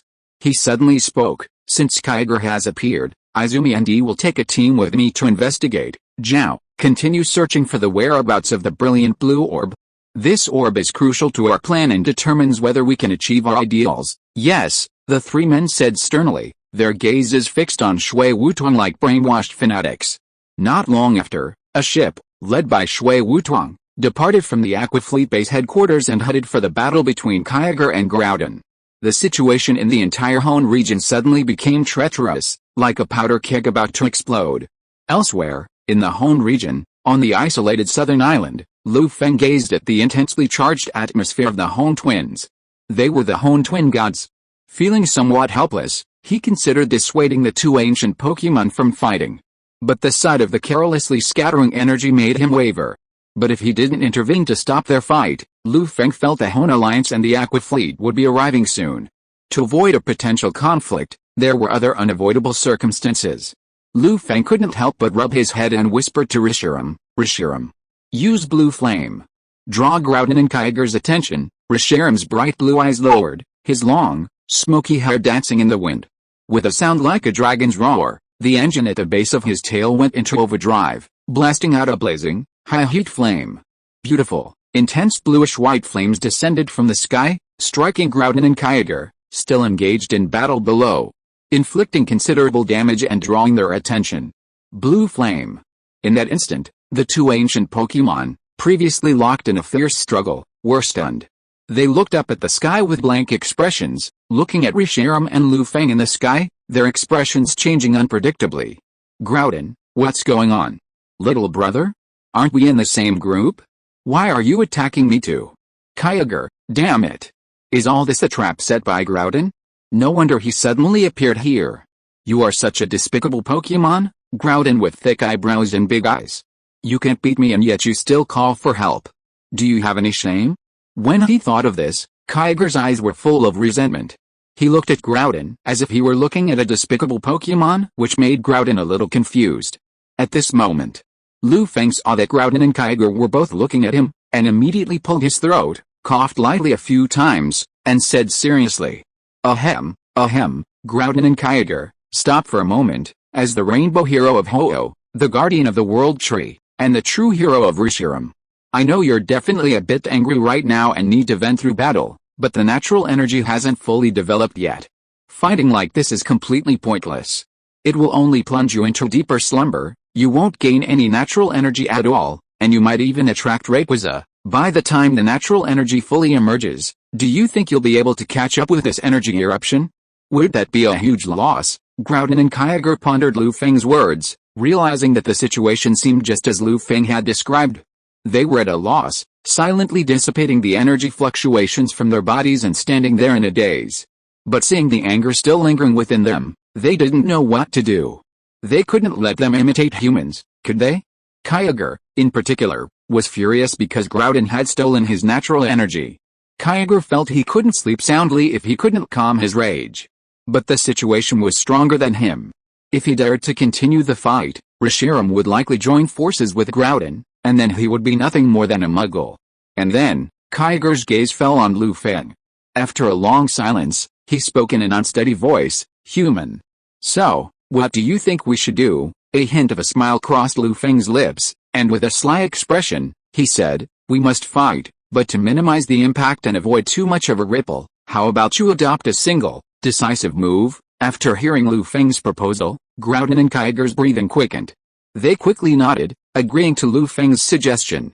Kyogre felt this was giving him an opportunity. Facing a flightless Groudon, wouldn't he simply soar into the air and use rude waves? Would that make Groudon a target? This would not only calm his anger, but also teach Groudon a lesson, and prevent Reshiram from joining forces with Groudon, killing three birds with one stone. Kyogre thought gleefully, unaware that Groudon was thinking the same thing. Groudon, observing the expression on Kyogre's face, suddenly understood his intentions and felt a surge of smug delight. HMPH. You stinking fish don't even know I can fly, and you're still trying to kite me with your old tricks? I'll give you a surprise later, ask around on any street in Hoenn to find out who's the boss. Groudon imagined Kyogre being beaten down by him, and he couldn't help but laugh. His gaze softened as he looked at Feng. Our own people are always reliable. Just wait, you stinking fish, Kyogre, Groudon thought. To avoid arousing Kyogre's suspicion, Groudon feigned indignation, which convinced Kyogre, who was keeping a close eye on Groudon, that this was a sure thing.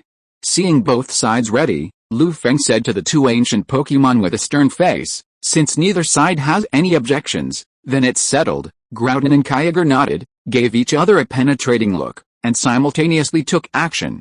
Kyogre used his psychic power to soar from the sea, gradually reaching a high altitude. Assuming Groudon's cliff sword couldn't reach him, he mocked Groudon unscrupulously. Furthermore, the Greek letter alpha symbol on his two enormous pectoral fins lit up again, and countless bluish-white rays of light erupted from his body, smashing towards Groudon's position. Root wave. Under the influence of this powerful force, the surrounding sea became turbulent. The surging waves roared with a roar, transforming into an incredibly terrifying tsunami, pressing towards Groudon, as if to swallow him into the depths of the sea. Groudon watched Kyogre's actions with a slight curl of his lips, seemingly anticipating their actions, his expression showing no emotion. At the critical moment, just as the origin wave was about to fall, Groudon's body suddenly moved, nimbly ascending into the air. See Shangwen Wainer for the image. Under Kyogre's somewhat incredulous gaze, Groudon unexpectedly soared into the air, simultaneously condensing his signature move, Cliff Blade, and soaring towards Kyogre. At that moment, Kyogre felt as if he were hallucinating. He saw his longtime fightless enemy soaring into the air, carrying two immense stone swords, rapidly approaching him. By the time Kyogre realized what was happening, Groudon was already beside him, brandishing the razor-sharp Cliff Blade and striking him fiercely. Cliff Blade. With a painful scream, Kyogre plummeted towards the sea like a kite with its string cut, sending up a massive wave. Groudon, Kyogre, you little bastard. Did that Cliff Blade feel good? Feng glanced at the sea, unable to bear it. Seeing Kyogre, who still seemed to be struggling, he sighed silently and chanted the great compassion mantra. Kyogre is in such a plight. Can't you see he's already turning pale? If Groudon keeps attacking, he'll probably have to invite all the high legends from other regions to come and feast. Chapter 307, the high-level legends are also beginning to roll back? A long time passed. Once all the battle waves had subsided, according to the terms they had just agreed upon, Groudon and Kyogre gathered their strength, gradually returning the weather near the southern island to normal. Kyogre, with lifeless eyes, lay sprawled on the surface of the water, watching Groudon, jubilant on the island. It was as if he were dreaming, a state of disbelief. Kyogre, who am I? Where am I? This is all an illusion. Zero. If it weren't for the lingering wound on his abdomen and the vague pain, Kyogre's body would have involuntarily curled up, his face turning extremely pale. Kyogre would never have believed that his nemesis, Groudon, could actually fly. He simply felt that this was a dreamlike event, and there must be some hidden secret. Otherwise, Groudon would have been able to defeat him like this the last time they fought. Even Rayquaza, that flying green caterpillar, would have had a hard time defeating that wicked Groudon. Suddenly, Kyogre was lost in thought, his eyes constantly scanning Groudon, as if trying to uncover the secret of his flight. Groudon, staring at the sullen, unwilling Kyogre, felt a surge of exhilaration, as if he'd drunk a brand of soda. He felt a chill run down his spine, his heart soaring. He recalled his battles with Kyogre from the day he was born. When had he ever defeated that scumbag so easily? Most of the time, it was the despicable Kyogre, kiting him up in the air like a jerk. This had been a real pain in the ass for Groudon. Regardless of the bloodshed in the past, from now on, Groudon stood up. He waited for his chance to chop down that flying caterpillar. Groudon, would undoubtedly be the overlord of Hoenn. Groudon, Groudon, am a Hoenn man. Who dares to object? Flying Groudon with sword manual warning JPG, Groudon, I am invincible. Seeing the battle between Groudon and Kyogre concluded and the extreme weather around them cleared, Feng couldn't help but breathe a sigh of relief. He gently patted Reshiram on the back, signaling him to descend to the island. Reshiram.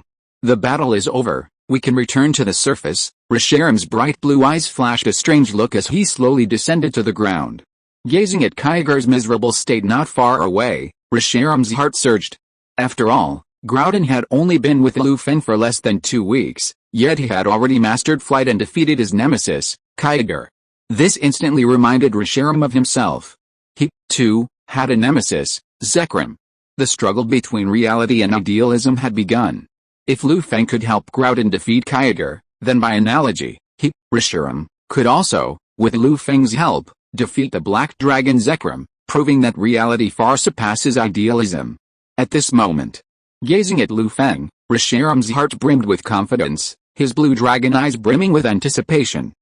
Feng looked around for a moment, noticing the shattered islands, the devastated land, and the various plants destroyed by the battle. He shook his head slightly. Then, he approached Groudon and Kyogre. With a faint smile, he looked out at Kyogre on the sea and said softly, "Kyogre, the battle is over. You and Groudon can temporarily stop fighting." Groudon sneered at Kyogre and roared triumphantly, "You stinking fish. See? I've already won. Why don't you admit defeat? If you're trying to cheat, I'll tell everyone about this. Then we'll see how you can survive in the high legend world." Kyogre's mouth opened wide at Groudon's words, and he let out a low growl of unwillingness, suppressing the pain in his body and the rage welling up in his heart. Although Kyogre was completely bewildered by Groudon's flight, upon hearing Groudon's insults and driven by his pride as a high legend, he ultimately conceded defeat and delivered a stern warning. "Grow. I was careless this time. When the natural energy erupts, I'll defeat you again. Damn it, don't get too cocky, Groudon." Then, Kyogre turned his gaze to Feng, staring at him suspiciously for a long moment. As if suddenly realizing something, he suddenly said, "Human. You must have taught Groudon to fly. If you tell me how to defeat Groudon, I can give you some unexpected benefits. You can become the messenger of the creator of the sea." Hearing Kyogre's words, Groudon argued somewhat unconvincedly, "You idiot. No one could teach me. I figured it out on my own. I, Groudon, am a natural. Don't let your wishful thinking get you." Kyogre didn't believe a single word of Groudon's nonsense. Fucking natural. Did he really think he was as dumb as you, Groudon? If Groudon was truly gifted, why didn't he learn to fly sooner or later? Why now? It couldn't be that he had SM syndrome and enjoyed being bullied by him and the flying caterpillar? At this moment, Kyogre ignored Groudon's words, his eyes fixed on Feng, as if he would pay the deposit right then and there if Feng agreed. Feng glanced at Kyogre with surprise, noticing his serious expression. He fell silent, as if pondering the feasibility of the matter. Meanwhile, Groudon, seeing Feng's silence and his silent contemplation, grew increasingly anxious. He stopped trying to flatter himself and, before Feng could respond, revealed his true colors. "Hurrah, Feng. Don't agree to that jerk's request. Whatever that jerk can give you, I, Groudon, can give you double. Besides, isn't being a trainer of the Earth Creator better than being a messenger, Kyogre? I can always double what Groudon gives you." Feng's mouth twitched as he watched the two fighting Pokémon. His heart throbbed with joy, and he muttered to himself, "Since when have even the high legendaries started to fight each other?" Greek letter Epsilon. Just then, Kyogre, through the ripples of the sea, seemed to sense the presence of the other humans, rapidly approaching their location. He quickly stopped arguing with Groudon and looked at Feng meaningfully. "Human. If you've made up your mind, you can have that Jengar on you use its unique orb to tell me, and I'll come back to you when the time comes." Kyogre finished his words and sank directly into the depths of the sea, disappearing from sight of Feng and Groudon. Feng stared at the vanished Kyogre with a look of regret on his face, and sighed silently, as if he'd lost something. It was obvious. He was deeply regretful that he hadn't been able to get any of Kyogre's benefits, and his entire demeanor seemed a bit lackluster. Groudon glanced at Feng with scrutiny and spoke sternly, "Don't approach that stinking fish. No matter what Kyogre promises, don't teach him." Feng could clearly sense the rage surging within Groudon. If he disagreed, a sharp cliff sword would likely fly towards him in the next second. Frightened, he quickly nodded, promising not to offer Kyogre any solutions unless personal safety was at stake. This temporarily calmed Groudon, who was on the verge of a rampage. After a brief moment of deliberation, Feng retrieved Groudon and Reshiram from his Pokeballs. He then released his Charizard, picked up Eevee and Rotom, and directed Charizard to fly in a specific direction, leaving the southern island. He knew full well that the extreme weather conditions that had just struck the southern island couldn't be hidden from certain powerful forces.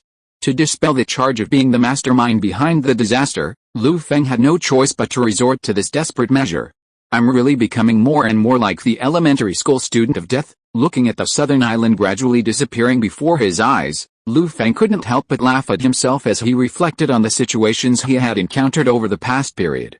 A moment later, about 15 minutes after Feng's departure, the nearby Hoenn alliance arrived at the southern island.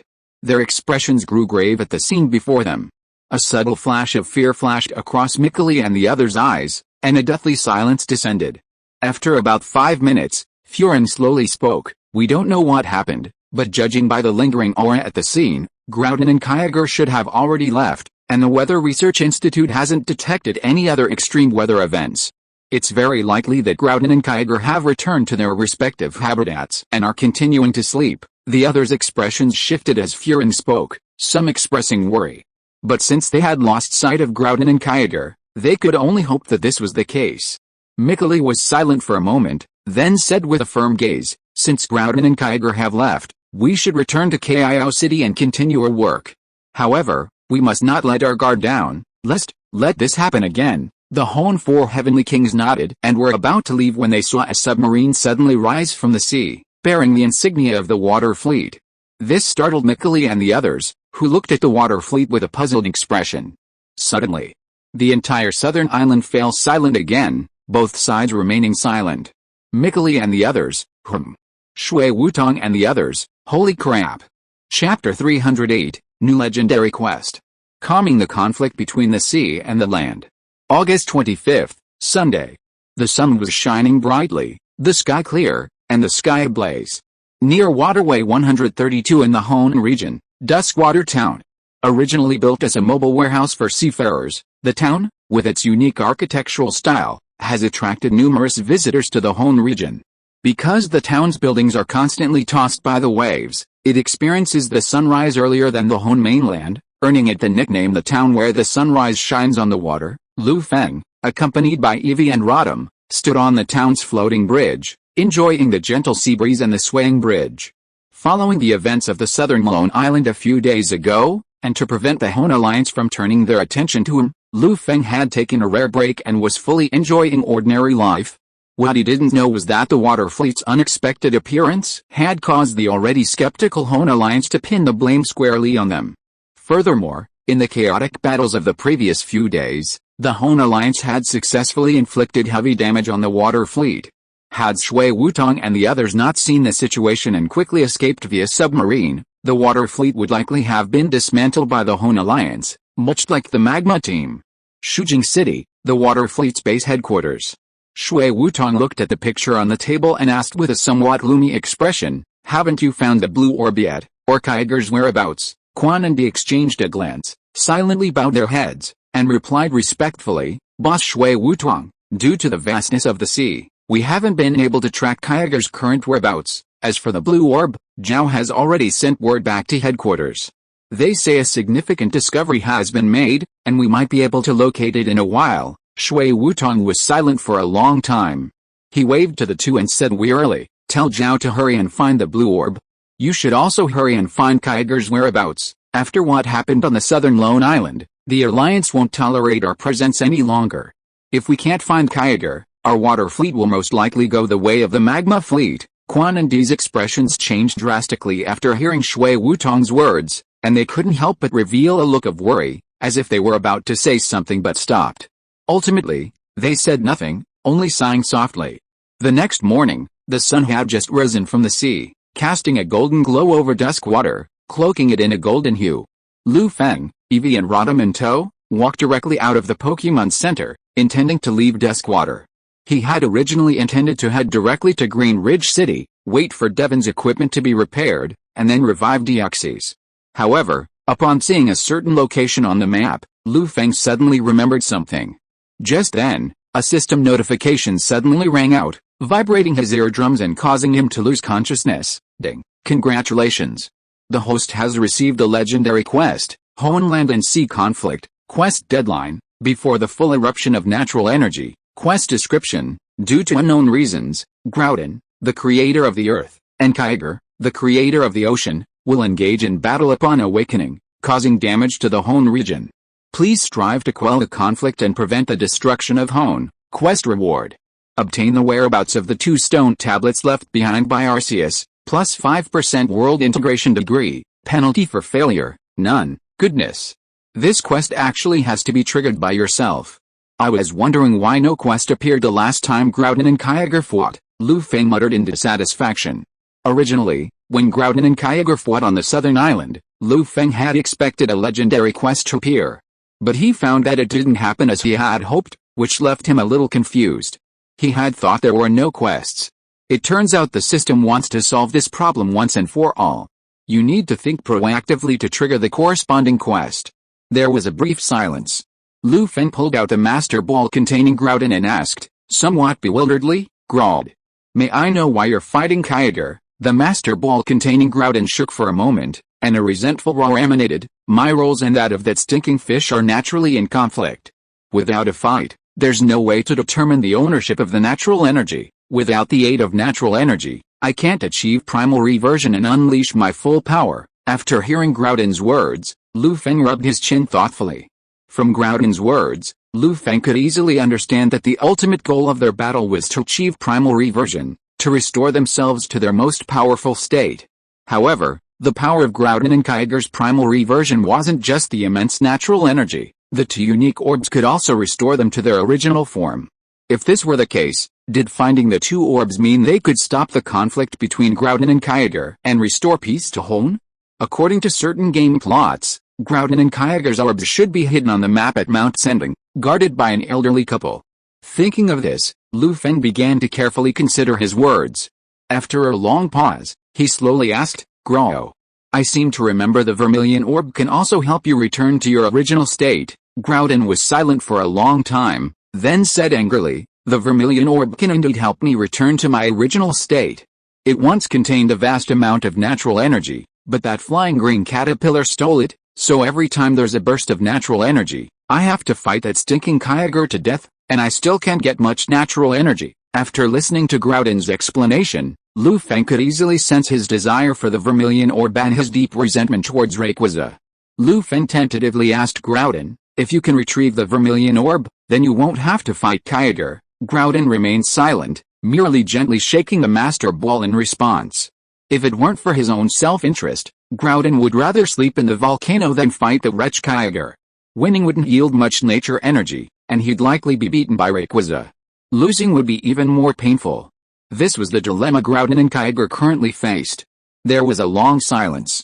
Lu Feng stared intently at the Master Ball and said in a quiet voice, perhaps I know the whereabouts of the Vermilion Orb. Suddenly, as Lu Feng's words fell, the Master Ball containing Groudon began to shake violently, threatening to break apart. Frightened, Lu Feng quickly steadied Groudon. Groudon. Upon hearing Lu Feng's words, Groudon froze for a moment, his expression suddenly frozen. Then, breathing rapidly, he asked, Lu Feng. Do you know where my orb is? A faint smile played on Lu Feng's lips, and he whispered, I have some clues. We need to verify them. If nothing else goes wrong, we should be able to recover them. Groudon instantly became excited, and even his Master Ball began to sway again. If you can help me recover the orb, I promise you won't fight that jerk anymore, and I'll even let you fleece him, Groudon said eagerly. Lu Feng nodded in satisfaction, and began to think. He began to consider how to gain more benefits from Kyogre after obtaining the bright blue orb. A few minutes later, Lu Feng's eyes lit up. He had a rough idea, but he still needed to retrieve the two orbs to complete the system-issued mission and fleece Kyogre. Then he took out Charizard's Pokéball and commanded Charizard to fly towards the mountain of Songkran. If you are listening to this novel on a channel other than Fanfic World, it means it was downloaded and re-uploaded without effort. We warmly invite you to visit our channel, Fanfic World. There you will find the original version of this story and many other novels of various genres. We look forward to seeing you dive into a world of incredible novels. Chapter 309I, Kyogre, have plenty of resources. 2 days later, Lu Feng brought Eevee and Rotom to Inayu City, not far from Songshan Mountain, and rested there for a while. Inayu City, as a small city between Zijin City and Shujing City, is blessed with unique advantages. Not only is it close to Route 119 and the Weather Research Institute, it is also adjacent to the hunting zone of Route 120, which brings considerable development advantages. Due to the frequent heavy rains in Inayu City, the trees here grow much taller than those in other places. Most of the houses in the entire town are built on trees, and it is also known as the Tree City. Playing with nature. When Lu Feng arrived here, he happened to encounter the annual Wind Carnival, so he was delayed for some time. In the end, he won the carnival with his Charizard.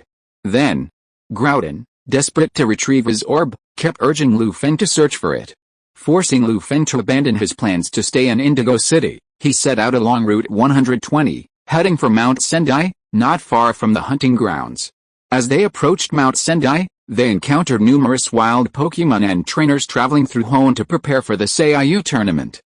Feng didn't refuse these travelers' invitations to battle. Instead, he dispatched his Lucario, allowing it to battle trainers and wild Pokémon along the way, gradually honing its strength. After a period of battle, Feng's Lucario's strength began to improve, gradually reaching the late Quasi-King stage. Now, the sun was at its zenith, and the temperature was rising. They had set up a tent in a shady, open field near the hunting grounds and began preparing their lunch. Feng handed the energy cubes he had prepared to several of his Pokémon, then took out a brush and gently brushed Eevee's soft brown fur, massaging it carefully. Eevee squinted his eyes, feeling the massage on his body, revealing an expression of great enjoyment. Looking at the expression of the little Eevee, Feng couldn't help but rub its head with his hands, touching its soft fur, and seemed very happy. Sure enough, petting cats is addictive, not to mention petting foxes, Feng thought silently in his heart. At this moment, a loud noise suddenly came from not far from their camp, which instantly attracted Feng's attention and distracted him a little, and he accidentally increased the intensity of the massage. Feeling the increasing force on his body, Eevee's face turned pale, and he quickly called out loudly, "Boo-I, boo-I," Greek letter epsilon. 3 Hearing Eevee's cry, Feng subconsciously looked towards Eevee, but saw that Eevee's face had begun to turn blue under his strong kneading, as if he was about to suffocate. Feng immediately released his hands that were pinching Eevee, and looked at Eevee with an apologetic look. Eevee gave Feng a displeased look, and hied aside to sulk. Feng smiled awkwardly, revealing a very unnatural expression. To distract Eevee and temporarily put its mind to the matter, Feng whispered, "Eevee, I was distracted just now. I accidentally used a little too much force. It looks like something's going on over there. Why don't we go check it out?" Feng looked like a complete jerk at that moment. Eevee pondered silently, then looked at Feng with a haughty expression. With its head held high and its 4 short legs puffed out, it ignored Feng's expression and walked directly towards the source of the voice. "Eevee, bah, jerk." Seeing this, Feng shook his head slightly, a smile playing on his lips. He quickly followed Rodham. Elsewhere, not far from Feng's camp, Zhao led an elite squadron of the water fleet to the riverbank of Route 120. Gazing across at the Songsung Mountain.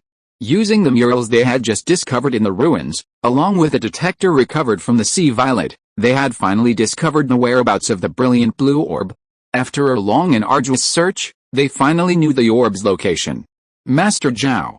Based on the fluctuations detected by the detector, the brilliant blue orb is very likely hidden on Songshan Mountain. A small-time soldier from the Navy fleet, upon seeing the energy response from the detector, immediately came to Zhao to report.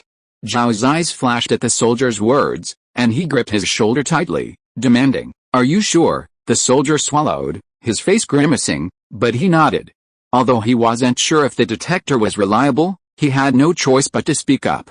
Zhao's face lit up with joy at the nod, and his frown softened slightly.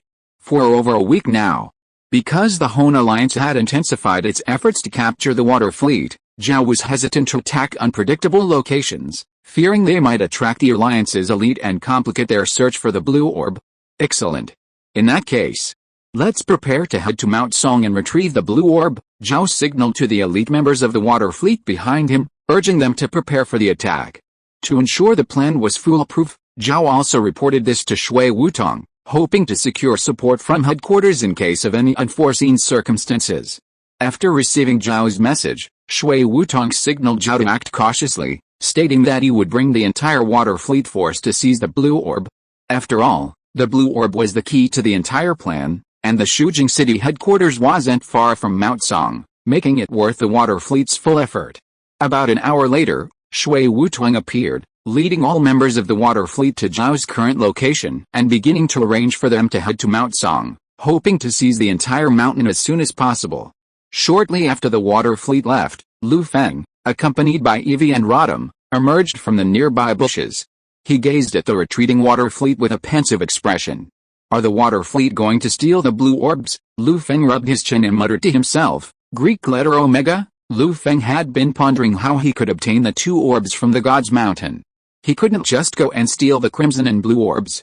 How would that compare to evil organizations like the water fleet and the magma team? Would that be severing ties with the Alliance? But if he didn't, the elderly couple guarding the orbs wouldn't just give him the orbs without Lu Feng's bluffs. The thought of this gave Lu Feng a headache, which was why he hadn't been in a hurry to come to the God's Mountain recently. However, with the water fleet's appearance today, Lu Feng's previous headache was instantly resolved. He believed that Shui Wutong would bring the people of the water fleet to take out the 2 orbs from the God-sending mountain. Wouldn't it be easy to get the orbs then?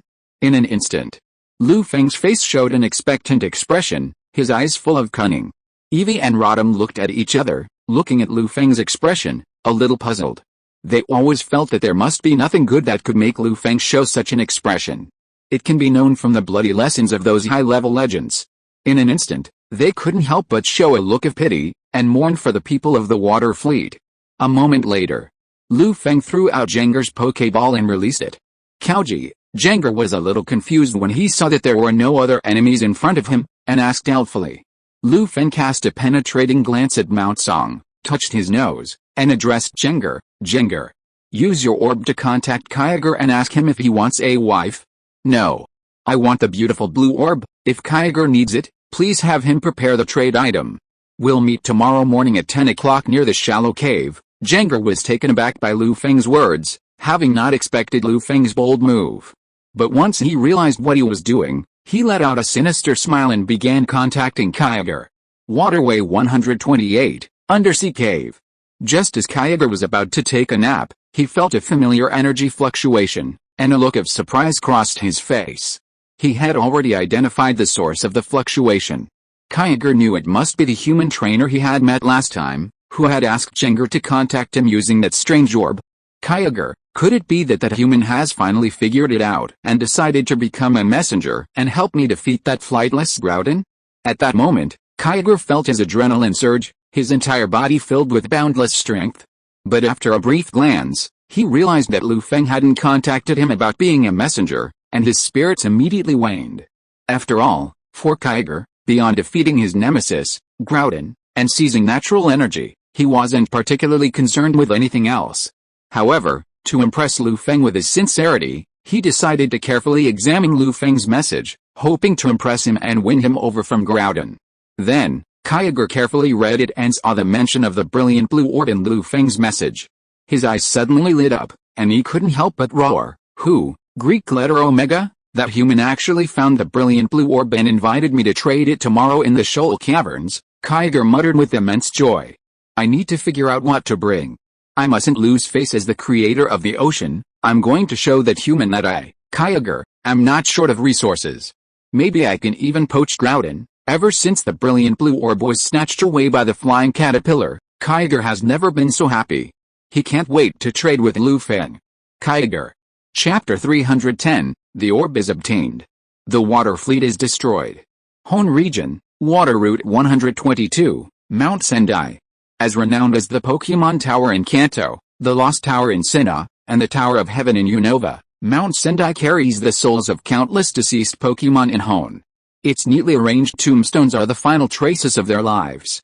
Due to Mount Sendai's special status, the Alliance has not sent many personnel to intervene, instead entrusting the mountain's guardians with oversight. Consequently, faced with the overwhelming force of the water fleet, the mountain was left with little resistance and ultimately lost its ability to resist. On the outer summit of Mount Sendai, Shui Wutong looked at the elderly couple before him, trying to appear amiable.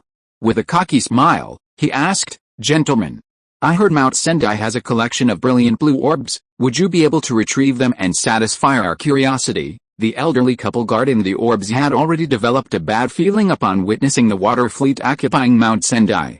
Now, having learned the purpose, their expressions changed, and they spoke earnestly. Water fleet. Give up. We won't give you the orbs. You have no idea what kind of disaster these 2 orbs will bring. If you were allowed to take them, the Hoenn region would be devastated. Before the Alliance discovers, I advise you to leave. Greek letter Omega. Upon hearing this, Shui Wutong's smile faded. A cold glint flashed in his eyes, and he snarled in an icy voice, All life is born from the ocean. It is the source of all life.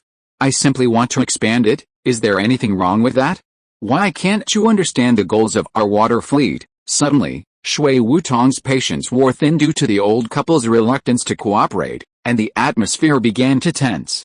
Perhaps a conflict would erupt in the next moment, turning this once peaceful Pokémon-friendly sending mountain into chaos. But before that could happen, a burst of excited cheers could be heard in the distance, instantly capturing the attention of everyone on the mountain top. Shui Wutong and the others frowned, looking over with displeasure, as if eager to understand what had happened. Shui Wutong, already frustrated, was on the verge of exploding. Suppressing his rage, he waited with a stern expression. The couple guarding the orbs looked in the direction of the noise, their hearts skipping a beat, and a look of worry on their faces. They knew that was where the orbs lay, and while they knew the fleet had likely found both, they silently prayed. Not long afterward, one of the 3 leaders of the water fleet, each holding an orb, approached Shui Wutong and excitedly declared, "Boss Shui Wutong, we've got the brilliant blue orb, and we've discovered another. Based on the information we've obtained from the ruins, this red orb should be the vermilion orb that controls Groudon." Shui Wutong burst into laughter after hearing D's words and patted D's shoulder with satisfaction. "D. Well done. I won't forget your contribution when we achieve our shared ideal." D quickly lowered his head, his face filled with unconcealable joy. With a brilliant blue orb already in hand and the unexpected vermilion orb, Shui Wutong was eager to find Kyogre and realize his grand ambition of expanding the ocean. Under his guidance, the members of the water fleet began to withdraw from the area of Mount Sending God in an orderly manner. Seeing this, the old couple couldn't help but growl in anxiety. Shouting, "Water fleet! You can't take the orb. It will bring disaster to Hoenn, and angry Groudon and Kyogre will destroy the entire Hoenn region." Unfortunately, Shui Wutong, already overwhelmed with emotion, ignored the old couple's words and left Mount Sending with all the other members. The old couple sighed helplessly, knowing that hoping to persuade the water fleet to return was wishful thinking, and they decided not to continue this pointless endeavor. After a brief silence, they informed their granddaughter, Feng, back in Kio City, of what had happened at Mount Sending, hoping that Feng and the Alliance could put a stop to the water fleet's unrealistic dreams in time. Meanwhile, Shui Wutong, aboard the flagship, gazed at the brilliant blue orb gleaming in his hand with an infatuated expression. A subtle crimson tinge flickered in his eyes, and the symbol Greek letter Alpha appeared faintly on his forehead. It was as if he were being controlled by the brilliant blue orb. Qian Song, the scarlet orb you sought has fallen into my hands. From now on, you'll be in prison, watching me lead Kyogre and flood the land with the ocean, Shui Wutong muttered to himself. At this moment, Shui Wutong was already dreaming of how he could lead Kyogre to realize his dream of turning the world into an endless ocean, leading humans and Pokémon to build a new civilization in the sea. Just then, there was a loud bang. The entire flagship began to shake violently. If Shui Wutong hadn't reacted quickly, the brilliant blue orb in his hand would have fallen to the ground. He walked onto the deck, furious, and just as he was about to explode, he saw that many of the members of the water fleet had fallen unconscious, collapsing on the ground. Looking at the scene before him, Shui Wutong was stunned for a moment, unsure of what had happened. Suddenly, a pink-purple shadow flashed before Shui Wutong's eyes, then vanished before he could get a good look. When he finally realized what was happening, he felt his eyelids growing heavier and heavier, slowly closing. A feeling of drowsiness washed over him, and soon he joined the rest of the water fleet.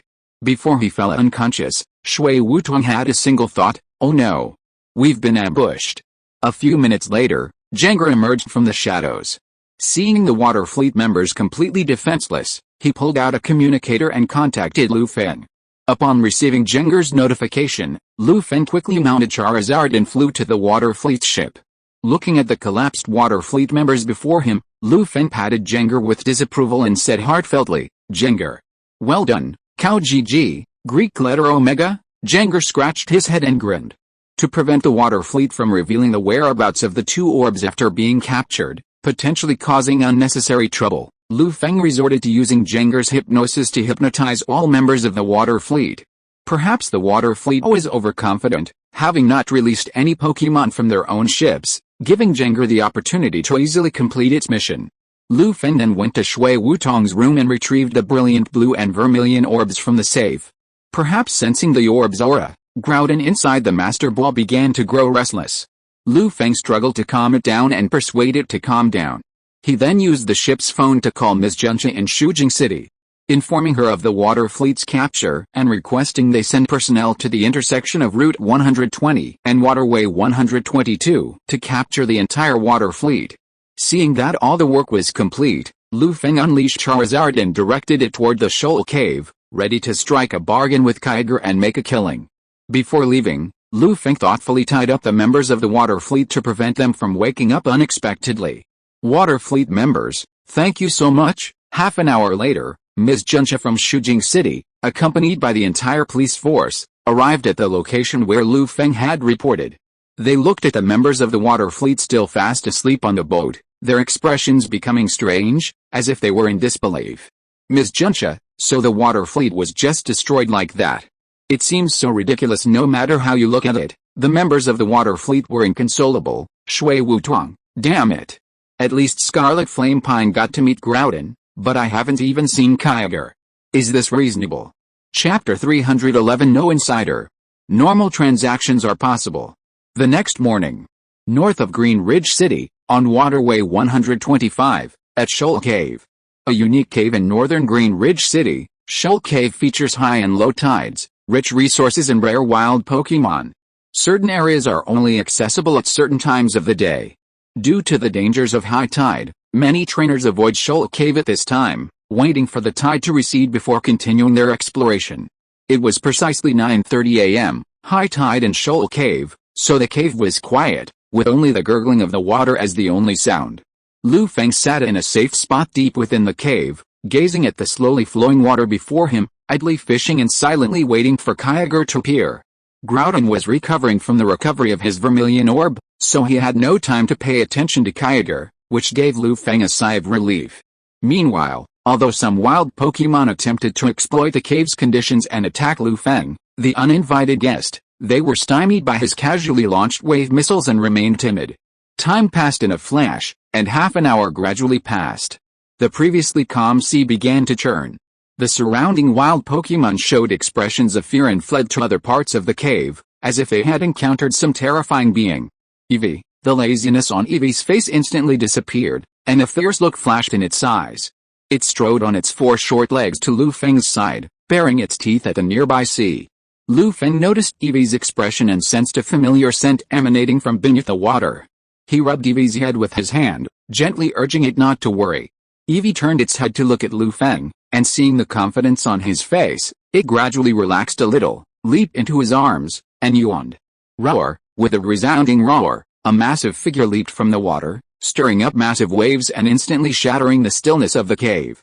Had Lu Feng not had the foresight to retreat a considerable distance after sensing the presence, he would have been drenched by the sudden splash. As the cave gradually calmed, Kyogre swam slowly toward Lu Feng and, with great excitement, spoke, "Human. Did you truly find my orb?" Lu Feng smiled and asked, "Orb? What kind of orb?" "A brilliant blue orb," Kyogre muttered, his gaze fixed on Lu Feng. The code was correct, there were no traders involved, and the transaction could proceed normally.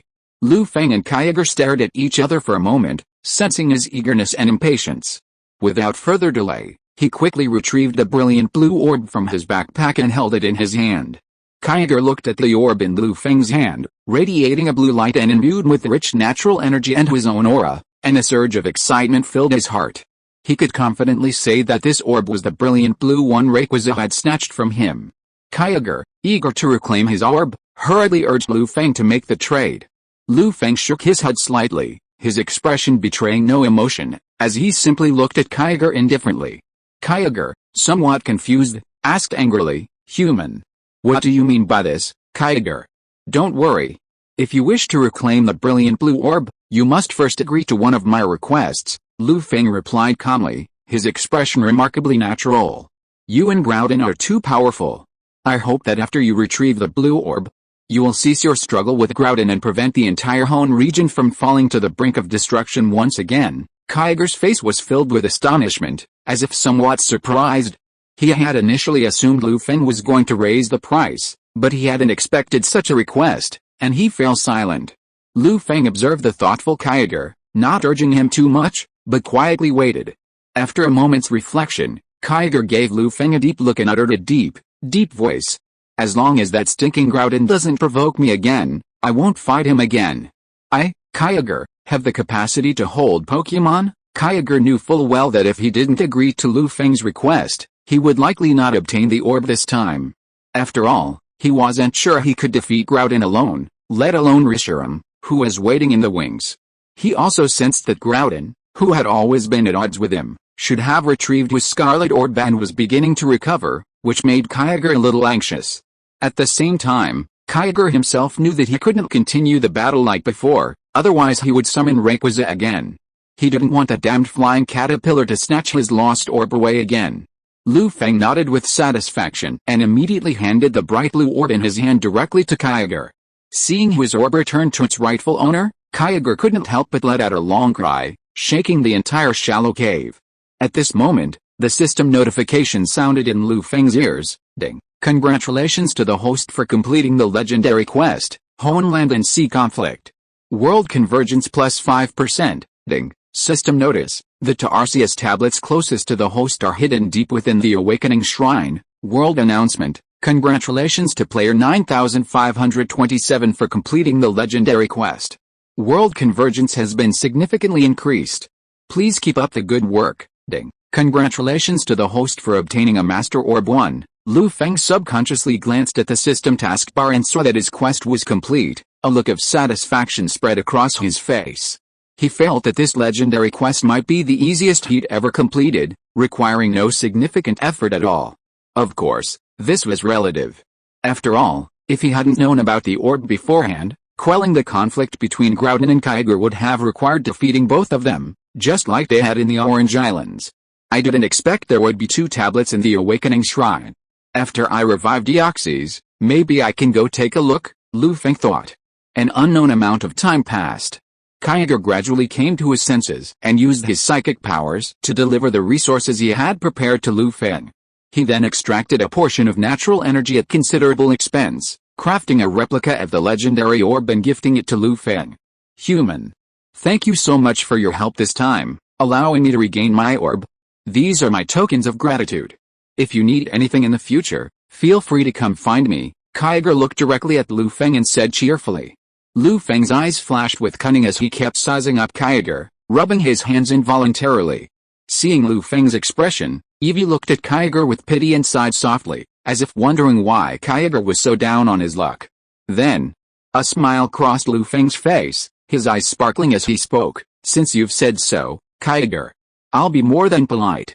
I'd appreciate your guidance on my Pokémon. Kyogre glanced at the Eevee in his arms and nodded nonchalantly. From his perspective, it was just some guidance on a few Pokémon. No big deal, just a thank you. Kyogre saw Lu Feng pull out all of his Pokémon, including Machado. His mouth twitched. Oh my goodness. This guy's trying to get me to death. Can I take back what I just said? Kyogre thought gloomily. Time passed, and another 5 days passed in a flash. By relentlessly exploiting Kyogre, Lu Feng's Pokémon continued to grow in strength. Thanks to the accumulation of resources and Kyogre's guidance, Lucario's strength finally reached the level of a king. As for the other Pokémon, they enhanced their skills and acquired some corresponding combat techniques. Even with that alone, Lu Feng was content. After all, Lu Feng knew that as his strength grew, achieving significant improvements wasn't easy. Not long after, seeing that Kyogre had been exploited to the point of exhaustion, Lu Feng said goodbye to him, left the shallow cave, and headed towards the nearby Green Ridge City. Chapter 312, Resurrection of Deoxys. Unexpected meteorite crisis. September 9th, Monday. The scorching heat gradually subsided, and a slight color temperature began to appear. Lu Feng was training his Pokémon at the training grounds of the Pokémon Center in Green Ridge City, constantly awaiting notification from Devon. After a long wait, Lu Feng finally received a notification from Devon stating that the equipment he had requested for rental had been serviced and was ready for normal use. This filled Lu Feng with excitement. Following Devon's notification, Lu Feng, Eevee, and Rotom left the Pokémon Center and headed towards the Cosmic Center in Green Ridge City. As Green Ridge City's unique landmark and a research facility dedicated to the study of the universe, the Cosmic Center was not difficult to locate. It wasn't long before Lu Feng and his group appeared before the Cosmic Center. Gazing at the towering Cosmic Center before him, Lu Feng was lost in thought, his heart filled with emotion.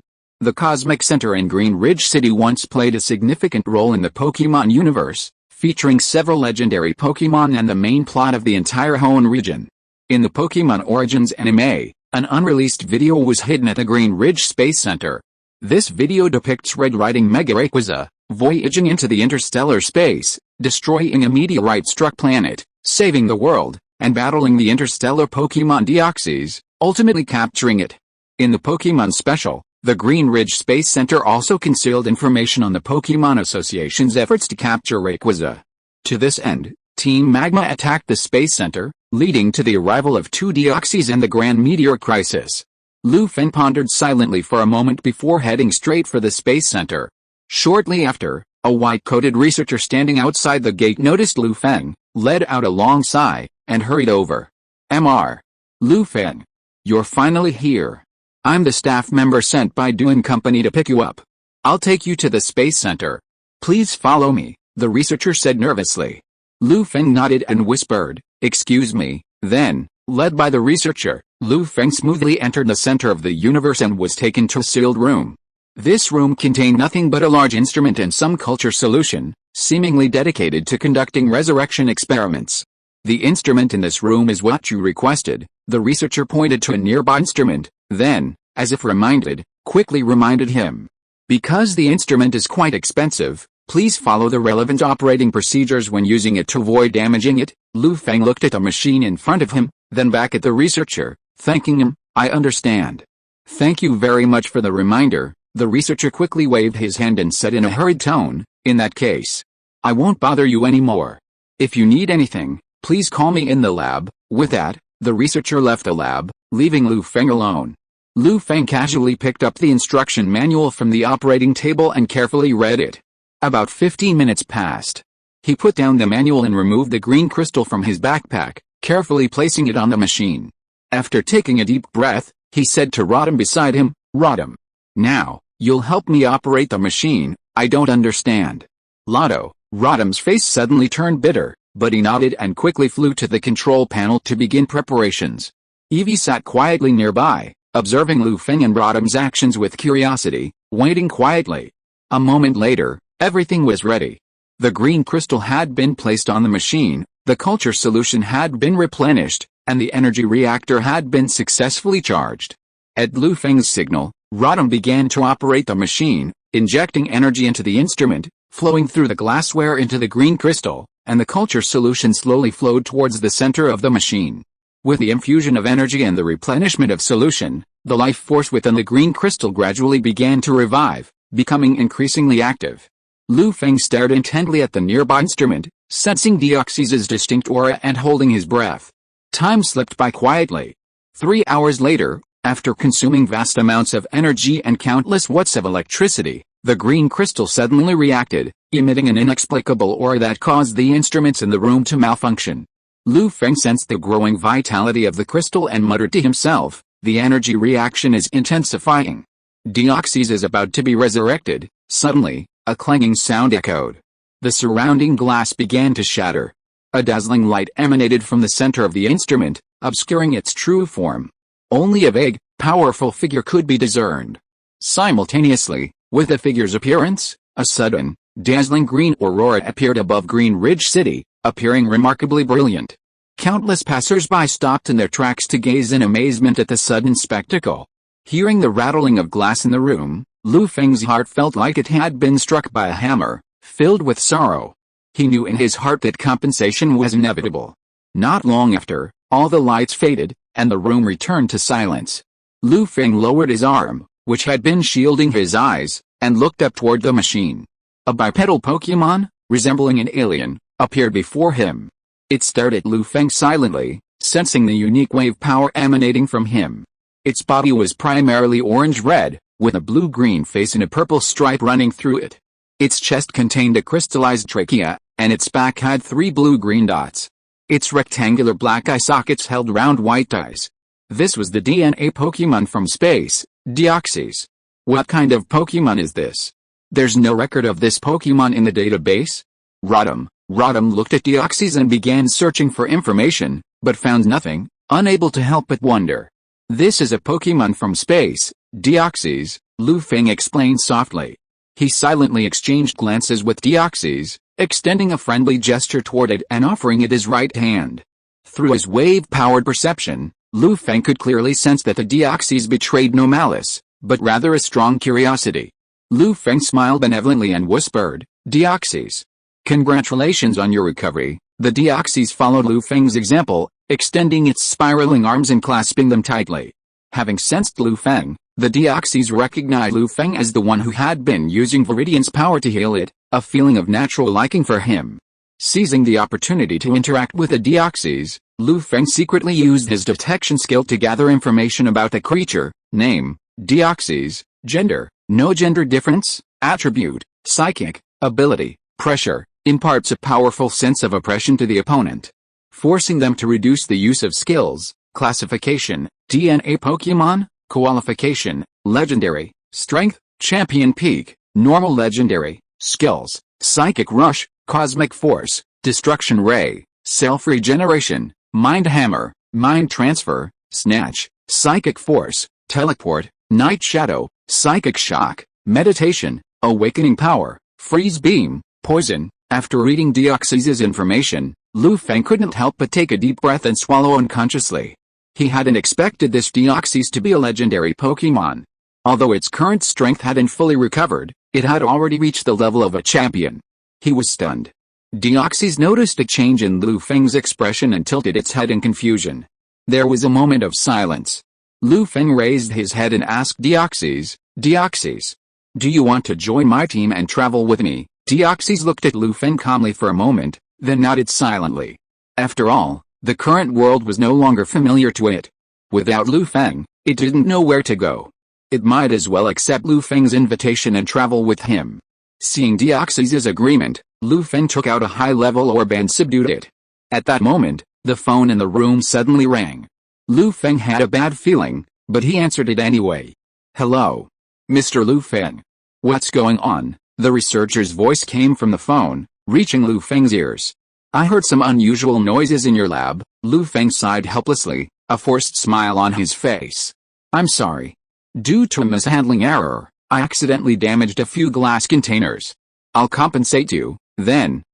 Feng quickly packed up and told the researcher to come and discuss compensation. Meanwhile, somewhere in the vast universe, a purple figure flashed by in an asteroid belt. Just as Feng was resurrecting Deoxys, it seemed to sense something, paused, and looked toward the spirit world. It was another Deoxys. However, unlike Feng's Deoxys, this one, deep in the universe, had a purple chest crystal, and its power was approaching that of a high legendary. It sensed the presence of its companions in the spirit world and saw a brilliant aurora. However, the Deoxys was puzzled by the fact that the fleeting aura wasn't pure, but rather seemed to have arrived from another universe. After a moment's hesitation, Deoxys suddenly made a decision and drew countless meteorite fragments, concealing its body within the meteorite and falling asleep. Meanwhile, he used his powerful supernatural powers to track numerous meteorites from the asteroid belt, silently redirecting their trajectory towards the elf world. Barring any unforeseen events, this swarm of meteorites would soon descend upon the elf world, bringing devastating disaster to the entire world. Elsewhere, at the Green Ridge Space Center, a researcher was observing the trajectory of a comet, gathering data for the November comet's appearance. He happened upon the traces of meteorites. After careful calculation and confirmation, he couldn't help but exclaim, "Oh no! A massive swarm of meteorites is heading towards our planet." Suddenly, countless researchers fell silent, stunned and lost in thought. When they realized what was happening, they rushed towards him. Upon discovering the meteorites were indeed as the researcher had predicted, their expressions suddenly darkened. They knew full well that such a massive meteor shower would completely submerge the entire Hoenn region. A long moment passed. The Green Ridge City Space Center reported the unexpected meteorite crisis to the Alliance headquarters in Kyo City. Chapter 313, The Pokémon That Surpasses Groudon and Kyogre. In the Hoenn region, in Kyo City, at the Hoenn Alliance headquarters, Mikuli and the others sat in a conference room within the Alliance, their brows furrowed, all silent. As time slowly passed, the worry on their faces deepened, revealing a gloomy air. After an unknown amount of time, Mikuli glanced around, sighed softly, and spoke, breaking the gloomy atmosphere. "Everyone, I believe you have seen the report from the Space Center. For unknown reasons, a meteorite shower has suddenly appeared in the asteroid belt not far from our planet. According to monitoring by the Green Ridge Space Center, this meteorite shower is headed for Hoenn. Upon hearing Mikkeli's words, the four of them fell into a long silence, lost in thought. Seeing this, Mikkeli didn't rush the situation, but waited quietly. After all, he knew full well that the disaster facing Hoenn this time was a meteorite falling from outer space, a formidable natural disaster that could not be easily resolved by human power. According to ancient legends, Arceus, the former creator god, was forced into deep sleep after encountering unforeseen danger while trying to stop a meteorite. If this meteor shower were allowed to fall, it would be equivalent to the simultaneous detonation of several megatons of TNT. It's hard to imagine the magnitude of the disaster that would ensue, potentially sinking the entire Hoenn region and spreading to other areas. This demonstrates the magnitude of the crisis they were about to face. Genji pondered for a moment, then suddenly raised his head and asked, "Can we use some technological means to intercept this meteor shower outside the planet? Prevent it from arriving?" The other three's eyes sparkled at this, their expressions filled with excitement. "Lord Genji, I'm so sorry, your proposed solution has already been verified by researchers at the center of space. It's completely ineffective against this meteorite shower. After all, our technology isn't focused on attack and destruction." At this moment, a heavy voice echoed from outside. A gray-haired young man pushed open the conference room door and walked in with a heavy heart. Although the young man interrupted the alliance meeting, those present expressed no dissatisfaction. Instead, they grew even more worried. Champion Dago, Feng and the others greeted the young man with solemn expressions. "Dago, you're finally here." Mikkeli breathed a sigh of relief upon seeing Dago arrive, and asked expectantly, "I wonder if you've brought any good news this time." Dago smiled, looked at the four people in the conference room, then glanced at Mikkeli, who was not far away, and said, "I'm no longer the champion. Mikkeli is. Don't make any mistake, however, I did come to Kio City this time to bring you news that may help the Hoenn region withstand this meteorite crisis." Mikkeli, Huayu, and the others smiled at first, then their attention was drawn to the news from Dago, and they waited quietly for his next words. As if sensing the crowd's anxiety, Dago didn't hold back. A flicker of memory flickered in his eyes as he solemnly declared, "Facing this meteor crisis, if the Hoenn region is to survive, perhaps only the power of Pokémon can stop it." The power of Pokémon? Bonnie frowned, silently pondering the feasibility of Dago's words. The other three Celestial Kings remained silent, looking at Dago with some confusion. As the four Celestial Kings of the Alliance, they naturally knew their Pokémon's strength was no match for this meteor crisis, and so they immediately ruled out this option. They knew that even champion-level power wouldn't be enough to deal with this sudden meteorite. Bonnie and the other three exchanged a look of deep doubt. Mikkeli stared at Dago silently, as if recalling something. Hesitantly, he asked, "You want to use the power of ancient Pokémon to resist this meteor crisis?" Dago glanced at him admiringly, nodded gently, and sighed inwardly. Mikkeli, as expected of Dago's close friend, quickly grasped his meaning. Ordinary Pokémon are indeed unable to withstand this disaster. Dago paused, then continued to explain to the crowd, "But with the powerful strength of the ancient Pokémon, we can definitely avert this crisis." But Kazuki was silent for a moment, hesitant to speak, but unsure how to begin.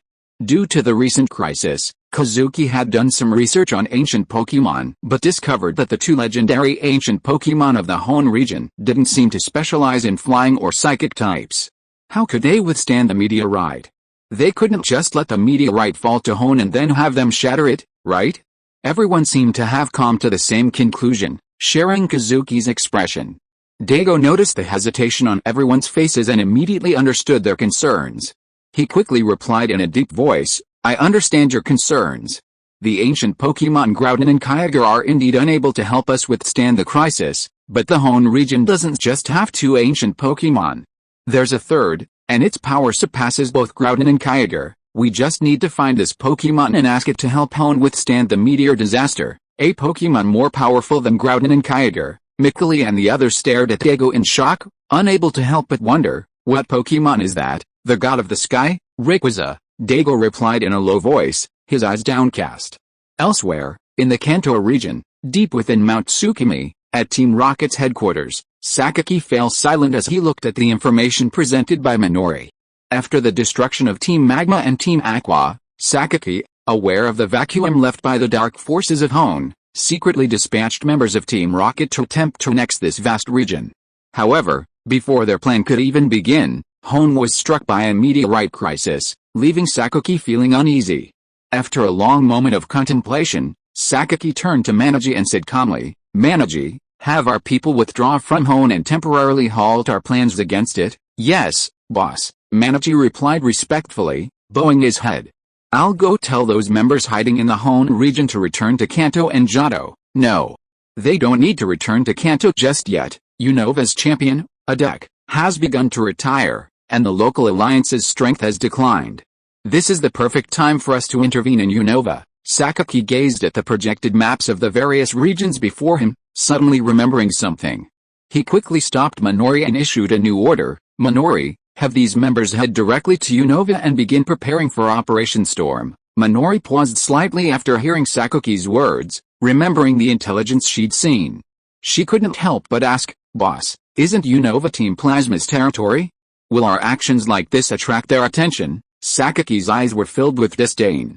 And he said calmly, "The 7 sages of Team Plasma are nothing but dead bones in a graveyard, a bunch of unremarkable individuals." Gazing at Sakaki's ambition, Minori nodded and quickly passed on Sakaki's order. Meanwhile, after resurrecting Deoxys, Feng left Green Ridge City and headed for the nearby Liuli City. He still remembered that 2 Arceus tablets were hidden deep within the Awakening Shrine. Feng had come to terms with the tablets. While they presented certain risks, they were truly the most powerful item in the Pokémon world, capable of rapidly boosting Feng's Pokémon's power. Therefore, Feng wasn't particularly averse to them. Chapter 314, Heading to the Sky Pillar. September 13th, Friday. The autumn weather was crisp and drizzling. Feng, accompanied by Eevee and Rotom, arrived at Liuli City in the Hoenn region. Feng surveyed the city carefully, taking in the elegantly arranged buildings and the azure lake. He felt a sense of trance as he took in Liuli City's unique scenery and its tranquility, a feeling of quiet tranquility. Liuli City is located in the eastern Hoenn region, nestled within a volcanic crater. Rainwater from the lakes creates a warm climate, making it ideal for living. This attracted the earliest Liuli people, gradually forming the city it is today. Due to its long history, it is considered Hoenn's oldest city, earning it the nickname Mysterious City where history slept. If Feng hadn't intervened, Liuli City would have become the battleground between Groudon and Kyogre, spurred by a meteorite impact 1,000 years ago that cracked the surrounding earth and unleashed a surge of natural energy. After the battle between Groudon and Kyogre, the entire city of Liuli would be destroyed, reduced to ruins. After a long moment of quiet reflection, Feng shook his head and pulled out a map of Liuli City. Following the instructions, he led Eevee and Rotom along the narrow streets, ascending the stairs one by one, slowly approaching the Awakening Shrine. About 15 minutes later, Feng and his companions arrived at the Awakening Shrine in the northern part of Liuli City. Using the power of wave guidance, Feng faintly sensed 2 familiar energy fluctuations, emanating from the Arceus slate. Overjoyed, Feng hurriedly led Eevee and Rotom inside. Following the ancient passage, it took Feng over 10 minutes to reach the deepest part of the Awakening Shrine. During this time, he encountered attacks from wild Pokémon, but fortunately, Eevee kept them at bay, preventing many of the wild Pokémon from reaching Feng.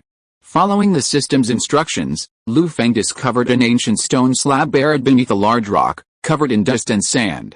Looking at the dust-covered slab, Feng's expression was filled with a complex emotion, a chorus of emotion welling up within him. Had it not been for the system's prompt, he would never have guessed that 2 slabs lay buried in this exact location. Through simple sensory analysis, Feng discovered that the 2 slabs were the flying-type blue sky slab and the fireball slab, a fire type. He was instantly filled with excitement. After a brief review, Feng, realizing his purpose had been achieved, turned and headed back toward the entrance to the Awakening Shrine. After a long moment, Feng returned to the Awakening Shrine and was about to leave when he heard a familiar voice nearby. He instinctively looked up, startled. Dago and Michelangelo appeared, walking towards him. Mr. Dago, long time no see. Feng greeted Dago first, then turned his gaze to Michele, smiling and asking, "This should be Mr. Michele, the current champion of Hoenn." Dago, looking at the beaming Feng, was a little surprised, but he didn't dwell on it. Instead, he said warmly, "Lu Feng, see you again." Mickley nodded, exuding an elegant demeanor and looking at Lu Feng kindly. Mr. Lu Feng. Thank you so much for your help at Chimney Mountain. On behalf of the Hoenn Alliance, I thank you for your dedication. The three of them stood in front of the awakening shrine and chatted briefly. Suddenly, Lu Feng looked at Dago and Mickley before him and couldn't help but ask, Mr. Dago and Champion Mickley, you're here together at the awakening shrine. Is something wrong? At this, Dago and Mickley's smiles faded, a hint of sadness flashed across their faces, and they fell silent for a moment. They didn't answer directly, but instead fell into deep thought, as if pondering something. Lu Feng noticed the changes in the expressions of the two people, and suddenly had a bad premonition in his heart, but he couldn't imagine what had happened for a moment. If it is a secret of the Alliance, just pretend that I didn't ask, Lu Feng couldn't help swallowing and quickly added. After a long time, Dago and Mickley looked at each other, exchanged glances briefly, and then nodded slightly, as if they had made some decision. Dago looked at Lu Feng with a serious face, and said in a serious tone, Lu Feng, what I am going to say next, please don't spread it casually, so as not to cause panic among the people. Lu Feng looked at Dago's serious expression, suddenly fell silent for a while, and slowly nodded to agree to his request. Dago stared toward the crater, then raised his head to gaze at the sky above. He spoke in a serene voice, for unknown reasons, a meteor shower will descend upon the Hoenn region in half a month, bringing unimaginable disaster to Hoenn. Mikori and I came to the awakening shrine to search for the ancient Pokémon Rayquaza, hoping to borrow its power to prevent the meteor shower from descending upon this planet. Lu Feng's face trembled after hearing their explanations. A turbulent storm surged within him, and he was speechless for a long time. Just then, the system notification chimed again, instantly waking Lu Feng from his daze. Ding. Congratulations to the host for receiving the legendary quest, Visitors of the Sky. Quest time limit: 15 days. Quest description: Deoxys, while in space, unexpectedly senses the presence of a companion in the Hoenn region. He decides to ride a meteor shower and descend into the Pokémon world to search for his companion, bringing a great crisis to Hoenn. Quest reward: plus 5% world fusion, 1 legendary resource. Penalty for failure: minus 30% world fusion. Lu Feng's expression became extremely unnatural as he noticed something about the quest. If he was right, the Deoxys companion mentioned in the quest description must be the Deoxys he had just resurrected. After all, only as Deoxys had appeared recently, the Deoxys from the original story wouldn't officially appear until Ash arrived in Hoenn. In other words, this Hoenn crisis was actually Lu Feng's own doing. Lu Feng, meteor crisis. I'm the mastermind behind this. Dago and Mickley saw Lu Feng's dazed state, assuming he was overwhelmed by the news. They sighed, not dwelling on it. After all, when they first heard the news, their performance wasn't much better than Lu Feng's. A few minutes later, Lu Feng gradually regained consciousness. Looking at the gloomy Dago and Mickley, he couldn't help but remind them, Mr. Dago and Champion Mickley, you might be disappointed. Rayquaza isn't supposed to be in the awakening shrine. I just came out from inside, but I didn't detect any powerful aura. This suggests Rayquaza is probably residing somewhere else. Dago and Mickley's eyes were filled with disappointment. If that's the case, then we won't go in. I thought Rayquaza was sleeping in the awakening shrine. Mickley said somewhat unwillingly. Dago didn't say anything, but instead began to think. He didn't know what he was thinking of, but suddenly a light flashed in his eyes, and he said in a low voice, the awakening shrine has been ruled out, and the next one should be the Sky Pillar. I hope to find Rayquaza at the Sky Pillar, Dago said in a lonely tone, and he was exhausted. Lu Feng was surprised to hear Dago mention the Sky Pillar. He didn't expect that Dago and Mickley had determined the location of Rayquaza so early, and his eyes couldn't help but flicker. After thinking for a moment, Lu Feng asked to go with Dago and others to the Sky Pillar to find Rayquaza. Looking at Lu Feng with a very determined look in his eyes, Dago and Mickley agreed to his request and each released their flying Pokémon, flying straight in the direction of the Sky Pillar. Chapter 315, History of the Sky Pillar. Entering the 50th floor. The sky gradually darkened, and the setting sun cast its last rays. Lu Feng, Dago, and his group gradually arrived at the north of Waterway 131. Gazing at the towering pillar of the sky not far away, Lu Feng and the other two were stunned for a long time. It wasn't until the sun gradually set and the sky was shrouded in darkness that they slowly came to their senses. "This is the pillar of the sky. It's really quite spectacular," Dago said with emotion. Mikkeli and Lu Feng didn't say anything, but from their expressions, it was clear that they were just as shocked as Dago. As the sky darkened and the sky pillar was engulfed in darkness, Lu Feng pondered for a moment before suggesting to Dago and Mikkeli, "You two. It's already dark, and the situation inside the sky pillar is unpredictable. Why don't we rest here for the night, and then go to the sky pillar tomorrow morning to search for Rayquaza?" Dago and Mikkeli glanced at the sky pillar in the distance, then reflected on Lu Feng's words. Sensing that this was indeed the case, they nodded in agreement. Not long after, Lu Feng and his group set up a simple tent not far from the sky pillar, had several Pokémon gather some dry firewood, and quietly built a bonfire. Lu Feng pulled some food from his backpack and handed it to Dago and Mikkeli. He then casually asked, "I heard that this sky pillar has existed for an extremely long time. I wonder who built it?" Dago gracefully took a bite of bread, gazing at the sky pillar shrouded in darkness.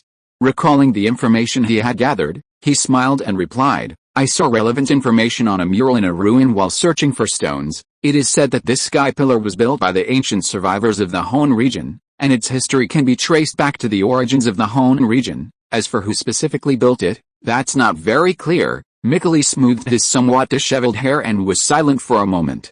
Then he spoke quietly, "According to the records of our Liuli people, this sky pillar is likely related to their history. It is very likely related to the earliest origins of the Liuli people, and was built by the original ancestors." Dago glanced at Mikkeli in surprise, then asked excitedly, "Does your clan's information contain any mention of the sky pillar in Rayquaza?" Mikkeli gave Dago a wry smile, rolling his eyes. He said unhappily, "It's been so long, some important information is missing. Otherwise, do you think I'd have made a wasted trip to the Awakening Shrine with you?" Dago thought carefully and replied awkwardly, "That's true." Lu Feng's eyes flickered at Mikkeli's words, his thoughts etched in his mind. Afterward, Dago asked Metagross to keep watch against the surrounding wild Pokémon, and then he went to rest, conserving his energy for the next day's journey to the sky pillar. The next morning, the sun had just risen over the sea, casting its rays across the waters, drenching the land in a golden hue. After a quick packing, Lu Feng and the other two headed directly towards the sky pillar. It took 10 minutes. Lu Feng and his group passed through the pitch-black entrance at the bottom and gradually reached the sky pillar's true entrance. Gazing directly at the sky pillar before them, the three of them took in the ancient structure's air of age, antiquity, and history. They felt a sense of insignificance, a trance-like state of mind. It looks like no one has been here in a while. No one knows what's going on inside. Please be cautious, or you might encounter danger, Lu Feng gently warned Dago and Mikkeli. Dago and Mikkeli nodded, each releasing their Pokémon and heading resolutely towards the entrance.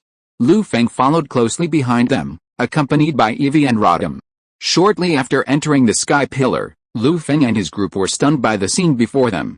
The center of the sky pillar had been hollowed out, and the surrounding ground was riddled with cracks. Pokémon feces and remains remained, creating a pervasive atmosphere of decay and destruction. If one accidentally stepped on a crack in the ground, the floor could easily shatter, sending a person plummeting, their life or death in jeopardy. Mikkeli examined the area carefully for a moment, then said solemnly, "The sky pillar was built too long ago, and the ground inside is likely decayed. It's best not to approach the cracks easily to avoid further danger." Lu Feng and Dago exchanged a glance, recognizing the situation, and nodded cautiously. Gazing at the somewhat empty central space, Lu Feng and the others attempted to harness the power of Pokémon, flying directly to the upper reaches of the sky tower through the gaping hole in the center. However, before they could advance much, they were attacked by countless Pokémon. Like a tidal wave, wild Pokémon continuously poured out from every level, converging into a formidable sea of Pokémon, pursuing them relentlessly. Even with Lu Feng and his companions' current strength, they were helpless against such a vast swarm. They gasped in shock at the influx of Pokémon, quickly commanding their own Pokémon to return to the first floor of the sky tower, thus escaping the onslaught. Returning to the first floor, the three looked up at the top floor, their faces filled with frustration. They knew it was impossible to fly directly to the top floor and search for Rayquaza. Giving up the idea of flying, they slowly ascended the connecting stairs, one step at a time. Then, carefully avoiding cracks in the ground, Clinging to the dusty walls, they slowly approached the entrance to the next floor.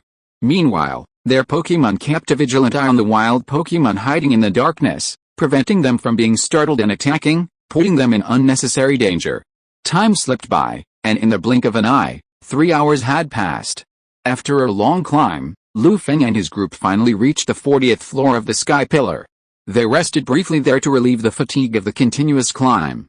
Half an hour later, Dago, feeling his strength return, glanced at Feng and Mikali beside him, took a deep breath, and said, "Keep going. I can sense the powerful presence of Pokémon emanating from the top of the Sky Pillar. If nothing else goes wrong, it must be the Rayquaza we're looking for." Mikali's tired face broke into a faint smile as he nodded at Dago.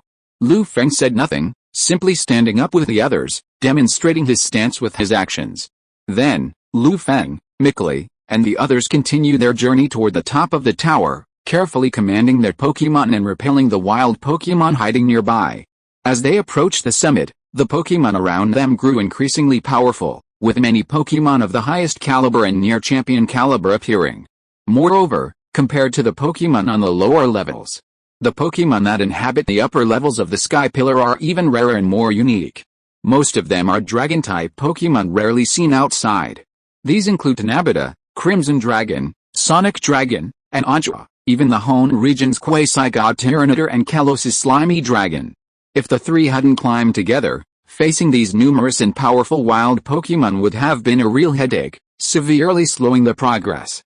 Feng's gaze swept over the various Pokémon, but upon discovering that their qualifications and strength fell short of his expectations, he couldn't help but shake his head, a look of deep disappointment on his face. Another half hour passed. With a Psychic Claydol on the 48th floor and a Double Axe War Dragon defeated, Feng and the other two finally reached the 49th floor. Gazing at the empty 49th floor, with no other staircase entrance, Dago and Mikali shared a bewildered expression, seemingly puzzled. "What's going on? Is the 49th floor the highest level of the Sky Pillar?" Dago asked, bewildered. "I sensed a terrifying aura emanating from the top of the Sky Pillar, so why is there nothing here? Could it be that we were mistaken? This isn't where Rayquaza resides either." Mikali frowned, looking at the empty space, bewildered and lost. Feng looked around for a moment, finding nothing, and was filled with confusion. This must not be the top of the Sky Pillar. There must be another entrance leading further up, Feng muttered silently, recalling his memories. After a moment of contemplation, he walked over to the wall and wiped the dust off. As if he had discovered something, he quickly called out to Mikali and Dago, who were not far away. "Mr. Dago, Champion Mikali. Come here." Hearing Feng's voice, Dago and Mikali instinctively looked over, stunned, then cautiously approached. Once they were near Feng, they gazed at the mural on the wall and silently examined it.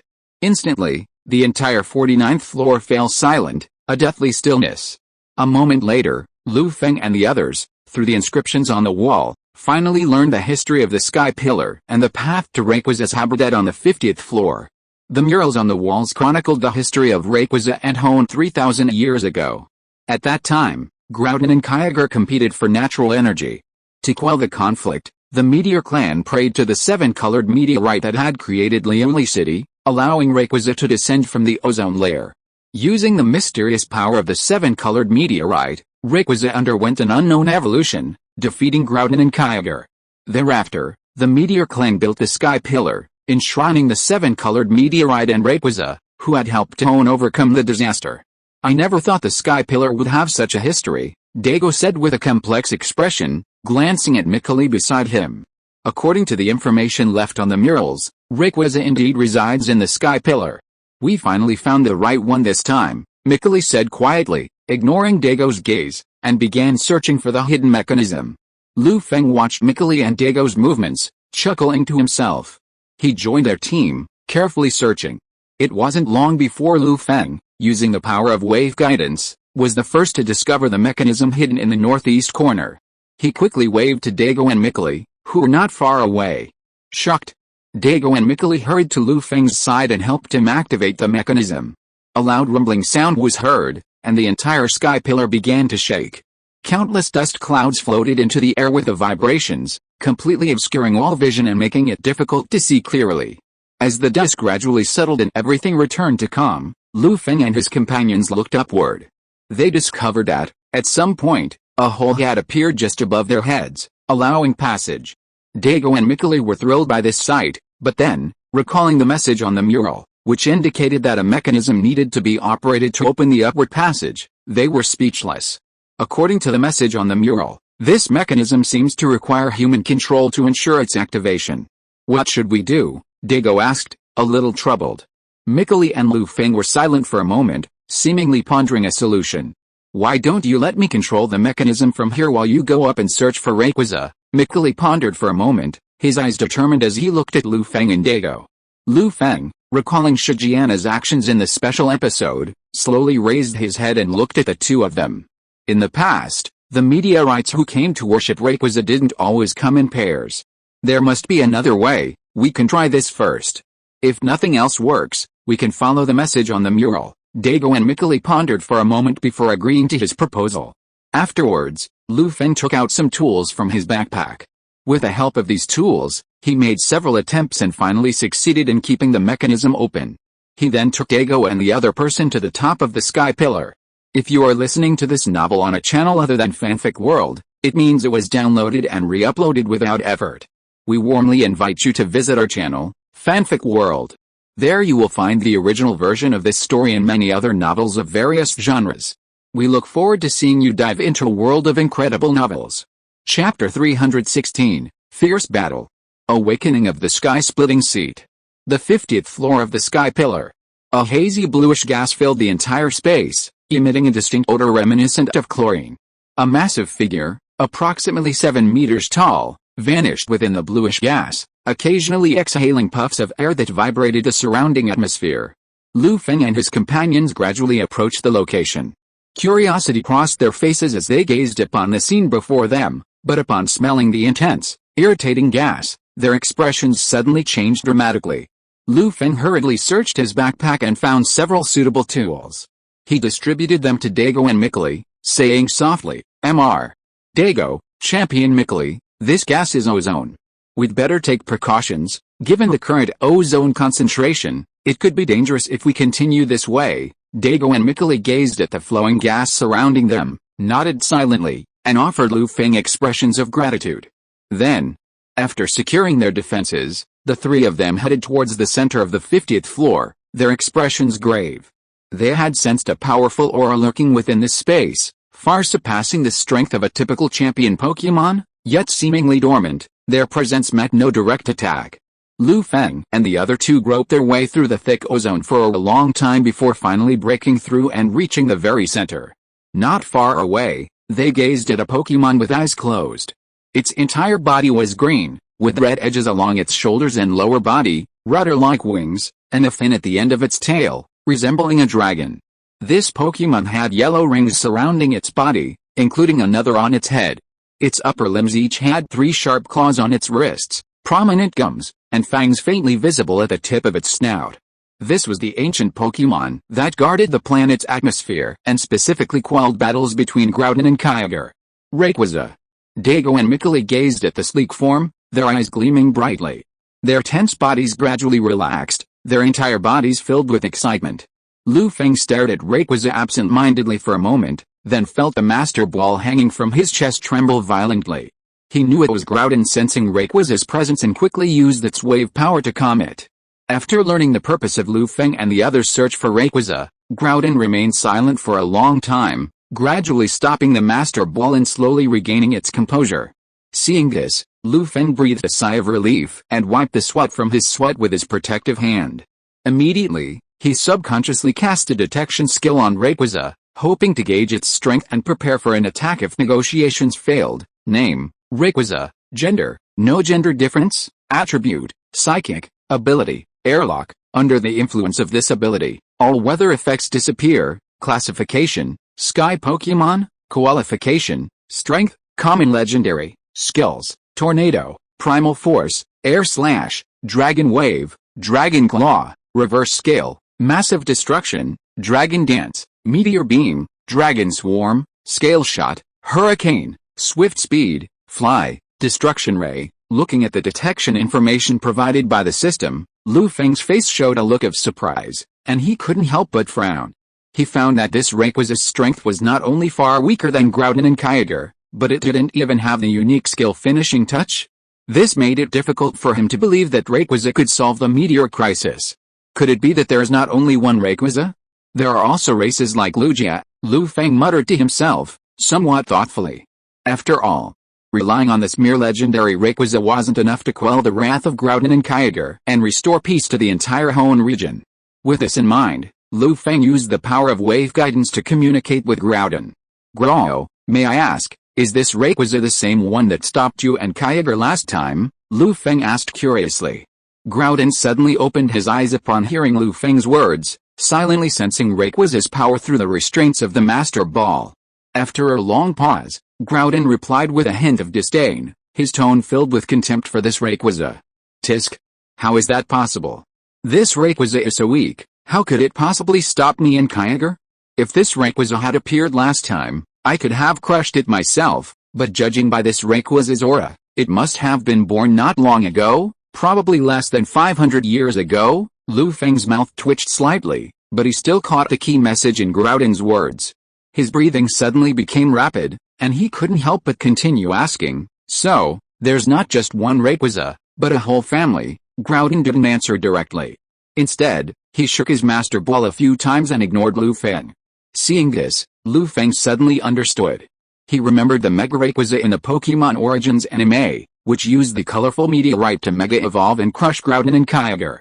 And the Black Rayquaza in the Hoopa movie, which defeated the larger group with fewer people. His eyes flickered slightly. If Lu Feng was right, the Rayquaza before him was the same Rayquaza from the movie, so utterly suppressed by Deoxys that it had to rely on sneak attacks to severely injure Deoxys in the early stages. Thinking back to the scene of Rayquaza being pinned to the ground and hammered by Deoxys, Lu Feng couldn't help but shake his head. What a disgrace to the Rayquaza clan, Greek letter Epsilon, at this moment. Dago and Mikuli gradually calmed down. Looking at the still sleeping Rayquaza, they anxiously asked, "What should we do next?" Judging from Rayquaza's current posture, it's unlikely he'll awaken anytime soon. Lu Feng looked at Rayquaza with a twinkle of excitement in his eyes. He tentatively said to Dago and Mikuli, "How about we use our Pokémon to attack and wake Rayquaza from its slumber?" Dago and Mikuli exchanged glances, feeling that Lu Feng's plan was a bit unreliable, but unable to think of any other options, they fell silent. Seeing them lost in thought, Lu Feng didn't urge them. Instead, he stood quietly, gazing at Rayquaza not far away, his thoughts unsettled. After a long moment, after a brief moment of contemplation, Dago and Mikuli agreed with Lu Feng's plan and sent out their Pokémon.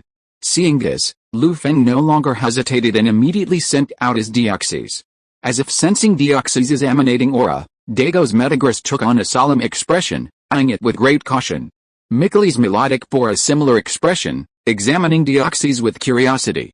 Dago and Mikuli couldn't help but take a deep breath and glance at Lu Feng with a meaningful expression. From Deoxys' aura, they had already sensed its strength, at least at the level of a champion, and seemingly a Pokémon never before seen. "This is the Pokémon I unexpectedly captured not long ago, Deoxys." Lu Feng smiled at Dago and Mikuli and explained softly, his eyes flicking to Rayquaza, as if reminding them of the most important matter at hand. Dago and the others nodded. After learning Deoxys' name, they shifted their focus to Rayquaza. A moment later, seeing all three ready, they immediately commanded the Pokémon and launched an attack on Rayquaza.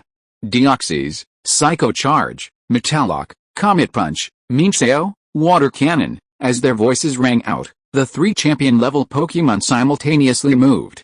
The green crystal on Deoxys' chest flickered, and he clasped his hands together, condensing pink psychic energy. Unleashing all his might, he slammed down at the sleeping Rayquaza with a fierce gaze. Psycho Charge. Metagross flew to Rayquaza's side with lightning speed, raising its four massive fists and striking him with comet-like blows. Comet Punch. Melodic stretched its graceful body, condensing powerful water energy and blasting a torrent of water towards Rayquaza, striking him with a powerful blow. Water Cannon. In an instant, three incredibly powerful attacks, emitting terrifying energy waves, landed directly on Rayquaza. Rayquaza, still asleep, felt the pain radiating from his body and couldn't help but grimace in pain. He subconsciously let out a scream and suddenly opened his tightly closed eyes. Looking at Lu Feng and the others nearby, as well as three murderous Pokémon, Rayquaza, having just woken up, seemed to have barely registered, his face filled with confusion and bewilderment. Rayquaza? As he gradually regained consciousness, he looked at Lu Feng and the others, the pain radiating from his body, and a glint of anger flashed in his eyes, his aura filled with rage. Rayquaza, oh my god. I was beaten in my own home. How the hell can I tolerate this? The damage wasn't great, but the insult was immense. As a territorial Pokémon, Rayquaza will attack any intruders, doing everything in its power to destroy them. This is especially true given that Lu Feng and the others were commanding their Pokémon to attack him. Rayquaza, already known for its uneasy temperament, immediately condensed a powerful beam of light from his mouth and blasted it towards Deoxys, Metagross, and Melodic. A destructive beam. Dago and Mikile's expressions paled at the sight, wanting to speak to Rayquaza to stop it from fighting. But Rayquaza had lost its mind, so how could it care less about Dago and Mikile? Lu Feng watched Rayquaza in the sky, knowing he needed to subdue him before he could calm him down, so he continued to command Deoxys' attack. Dago and Mikile stared at the scene before them with open mouths, somewhat helpless. They also understood Rayquaza's condition and had no choice but to continue the battle. This moment, the ancient pillar of the sky became the battlefield between Lekuangzhou, Lu Feng and others, and countless terrifying energy fluctuations poured out from it. Chapter 317 Request. Time ticked by, and the battle between Rayquaza and Lu Feng and the other two continued. Rayquaza let out a dragon's roar that resounded through the heavens, charging straight at Deoxys and Metagross. A terrifying aura erupted from his body, and he launched a ferocious barrage of attacks. Scales of reversal. Deoxys and the other three Pokémon sensed his powerful aura, their pupils constricting as they attempted to evade Rayquaza's attack. But before they could move, Rayquaza, leveraging its speed advantage, appeared around Melodic and the others. Its eyes glowed a furious red, and with all its might, it lashed out with its resilient tail. Wide area destruction. Boom boom, boom, bang, in an instant. With three heavy thuds, Deoxys, Metagross, and Melodic plummeted to the ground, sending up a cloud of dust and mist that enveloped the entire 50th floor, obscuring the view. Dago and Mikile's expressions darkened with worry as they watched. Lu Feng, using his wave guide power, sensed the changes in Deoxys' aura and discovered its life force was stable, breathing a sigh of relief. At that moment, Rayquaza condensed a vast blue-purple energy into a powerful shockwave, sweeping directly in the direction of Deoxys and the other Pokémon. Dragon Wave. Seeing this, Lu Feng frowned, a look of helplessness forming. Dago's face darkened, and he couldn't help but call out to the place within the smoke, Megalodon. Are you alright, Konkin? Metagross let out a painful cry, as if it had sustained considerable damage from Rayquaza's attack. When the smoke cleared, the scene unfolded before them. Deoxys, Metagross, and Melodic, their bodies covered in wounds of varying sizes, fought Rayquaza weakly. Dago pondered for several minutes, realizing that this was no longer feasible. He took a deep breath, slowly raised his right hand, and revealed the Mega Evolution band on his arm. He shouted to Metagross, Megalodon, Mega Evolve. Instantly, accompanied by a dazzling flash of light, Dago's bond with Metagross resonated, allowing Metagross to Mega Evolve. A powerful aura suddenly erupted from Metagross, its previously weakened state gradually recovering, its strength approaching the legendary realm, causing Rayquaza, hovering in the sky, to pause.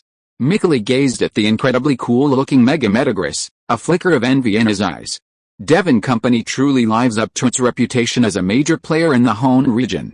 They found Metagross's Mega Evolution Stone so quickly, Lu Feng thought to himself.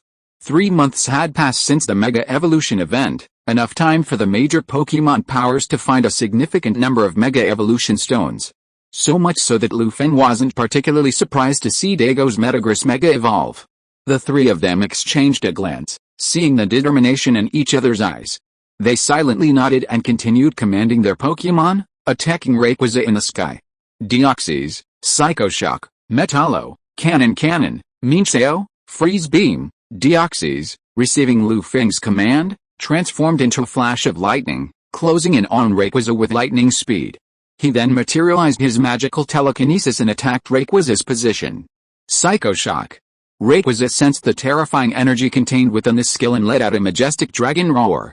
Using a lightning-fast move, he dodged Deoxys' attack and charged higher into the sky. Metagross, through its brain calculations, locked onto Rayquaza's upcoming location and focused its light into a single point, firing it in Rayquaza's direction. A beam cannon. Rayquaza had barely reached its intended location before its body had fully stabilized when it felt a powerful burst of light behind it. Although it sensed the terrifying energy surges from the attack, it was too late to react, allowing Metagross's attack to strike it, inflicting immense damage. Rayquaza wailed as it plummeted from the sky, slamming hard into the ground, causing the entire sky pillar to tremble. Milotic gazed at Rayquaza struggling on the ground and condensed an icy blue beam, emitting a deep chill, before firing it directly. A freezing beam. In a split second, a chilling icy energy rained down upon Rayquaza. Already severely injured, Rayquaza felt the devastating damage from the icy beam, its breath gradually weakening, and it collapsed weakly to the ground. Deoxys seized the opportunity to unleash another mental blast upon Rayquaza, dealing him a final blow and rendering him temporarily incapable of combat. Seeing this, Feng and his companions breathed a sigh of relief and silently moved towards Rayquaza's position. Meanwhile, Rayquaza had recovered from its fury. Feeling the intense pain radiating from its body, its eyes filled with resentment as it gazed with a complex expression at the three Pokémon nearby. Rayquaza declared, "You three little bastards, just wait. When I grow up, I'll give you a beating, human. You trespass into my territory and attack me. What on earth do you intend to do? Are you planning a war with my clan?" Rayquaza glared at Feng and the others with indignation, letting out a mighty dragon roar. Dago and Mikali exchanged a glance, then quickly shook their heads at Rayquaza. They replied awkwardly, "Rayquaza, we've come here primarily to seek your assistance. We hope you can help us resolve the impending meteorite crisis. However, since you were so soundly asleep, we can't use conventional methods to wake you. We can only revive you through combat. Please forgive us." Upon hearing this, Rayquaza's eyes glazed over, losing all their brilliance. "Rayquaza, damn it. You beat me up just to wake me up. Are you polite?" Seeing Rayquaza lapse into silence, Feng and the other two realized they were in the wrong. They quickly took out a large amount of potions and sprayed them on Rayquaza. They then had Milotic use life drops to help Rayquaza recover. Feng also used Viridian's power to accelerate Rayquaza's recovery. About half an hour passed. The scars on Rayquaza's body gradually disappeared, and he slowly recovered. He couldn't help but let out a joyful dragon roar, flew to a position in the air and circled. "Humans. What is this meteorite crisis you just mentioned?" Rayquaza flew for a while, suddenly remembered what Dago just said, and asked them curiously. Dago and others showed bitter expressions, and told them in full about a meteorite shower that was about to fall on Hoenn. They showed very expectant expressions, hoping that Rayquaza could help.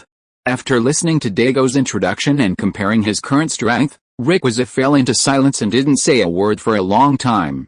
As time passed, it was unknown how much time had passed. Rayquaza suddenly raised his head. As Dago and Mikali watched, he shook his head slightly, rejecting their request. He muttered, "Human. I may not be able to help you. My current strength isn't enough to withstand the asteroid threat you describe." Dago and Mikali's faces flickered with disappointment, a look of bewilderment. Feng remained calm upon hearing Rayquaza's response, as if he'd been prepared. He pondered for a moment, then looked up at Rayquaza in the sky and whispered, "Rayquaza, if you can mega-evolve, can you quell the meteorite crisis?" Upon hearing Feng's words, Rayquaza's gaze fell directly on him, giving him a deep look. Sensing the two high-level legendary auras emanating from him, his gaze suddenly fixed. He then continued, "Human. I didn't expect you to know the secrets of our race. If I can mega-evolve, I can certainly prevent this crisis." But, as Rayquaza spoke, his expression began to falter, as if he suddenly remembered something, and his voice abruptly stopped. Feng, observing Rayquaza's changing expression, naturally understood why he had stopped talking, and a smile curled up his lips. Dago and Mikali stared at Rayquaza in shock, seemingly surprised that a legendary Pokémon could mega-evolve. Then, looking at Rayquaza's hesitancy, a look of confusion crossed their faces. Rayquaza gazed at Feng and the other two before him, sighed softly, and said to them, "You should leave. I'm powerless to stop this meteorite crisis." Dago and Mikali's faces were filled with dejection and disappointment. Recalling the recent battle, they realized that this Rayquaza wasn't very powerful. Just as they were about to leave, they heard Feng speak. "Rayquaza, if I can help you master Mega Evolution, can you quell the impending meteorite crisis?" Rayquaza's body trembled at Feng's words. Staring intently at Lu Feng, his voice trembling, he replied, "If you can help me Mega Evolve, I can help you withstand the meteorite crisis." Seeing Rayquaza's promise, Lu Feng lowered his backpack and began to search silently. A few minutes later, Lu Feng pulled out a shimmering emerald green orb from his backpack and slowly lifted it into his hand. Sensing the power within the orb, Rayquaza's eyes lit up with longing, and he quickly approached Lu Feng, seemingly eager to obtain the orb. Dago and Mikuli were momentarily stunned, seemingly unsure of what was happening. At that moment, the entire 50th floor seemed enveloped in a strange atmosphere. Chapter 318 Rayquaza, Groudon. Don't come over here. Time ticked by. Rayquaza stared at the orb in Lu Feng's hand with a strange gaze. Fighting back the longing that surged within him, he spoke to Lu Feng in a trembling voice, "Human. If you can give me this orb, I will help you quell the meteorite crisis." He could clearly sense that this orb, emitting an emerald green glow, seemed to contain some substance related to his race, capable of awakening the mysterious power within them and bringing about a new transformation. This immediately made Rayquaza, who had previously been somewhat reserved and arrogant, feel uneasy. Dago and Mikuli watched the whole thing in a daze, recalling Rayquaza's refusal just now, and then looking at the scene before them, they were suddenly filled with confusion. Dago and Mikuli, grass, a type of plant, is this still the same unruly Rayquaza? They glanced at Lu Feng with complicated expressions, wanting to say something, but then thinking of something else, they forced themselves to hold back, their words still on their lips. When Lu Feng heard Rayquaza's words, he noticed Dago and Mikuli's expressions out of the corner of his eye, and couldn't help but chuckle. He naturally knew why our Rayquaza was so eager to obtain the grass-green orb. For the Rayquaza clan to complete their super evolution, they must create an unknown resonance in their Emperor organ, thereby releasing the power hidden deep within the body and becoming a Super Rayquaza. The two ways to make the Emperor organ resonate are, first, to learn the Rayquaza clan's unique skill finishing touch, and second, to utilize the natural energy released by the Garen meteorite, the colorful meteorite. Although the grass-green orb in Lu Feng's hand was only artificially synthesized, it was made from the Garen meteorite. The natural energy hidden in it could serve as a key to assist Rayquaza's super evolution. Seeing Lu Feng's prolonged silence, Rayquaza's face was filled with anxiety. After careful consideration, he added, "Human. If you can give me this orb, I will not only help you block the meteorites, but also guide your Pokémon." "What do you say?" Dago and Mikuli's eyes shone brightly upon hearing this. They gazed at Lu Feng with immense anticipation and envy, holding their breath as they awaited his answer. Lu Feng looked up at Rayquaza, then glanced at the orb in his hand. After a brief moment of thought, he nodded, a smile playing on his lips. "I hope you'll keep your promise." Roar! Rayquaza let out a thunderous dragon roar, expressing his joy. Then, looking down at Lu Feng, a look of dissatisfaction on his face, he snorted coldly, "HMPH. We Rayquazas keep our promises." Lu Feng's eyes shone with a smile as he handed the grass-green orb directly to Rayquaza. Rayquaza took a deep breath, his majestic face filled with joy. As Lu Feng and the others watched, he absorbed the grass-green orb into his body, leaving them with a message before ignoring them. "You may leave now. When the meteorite strikes, come find me at the Sky Pillar again." Seeing this, Dago and Mikuli breathed a sigh of relief, knowing their mission had been accomplished. They looked at Lu Feng solemnly, gratitude overflowing in their eyes. They thanked him heartily. Mr. Lu Feng. Thank you so much for your help. You've helped the Hoenn region overcome another crisis. The Hoenn Alliance will never forget your assistance." Lu Feng shook his head and said calmly. "My starter Pokémon was also obtained from the Hoenn region. Naturally, I want to help Hoenn defend itself against danger." Dago and Mikuli's affection for him grew, their faces filled with smiles. Then, Dago and Mikuli collected their Pokémon and were about to leave the Sky Pillar and return to the Alliance headquarters in Kio City to reveal Rayquaza's agreement to intervene when they saw Lu Feng standing there calmly, a hint of confusion.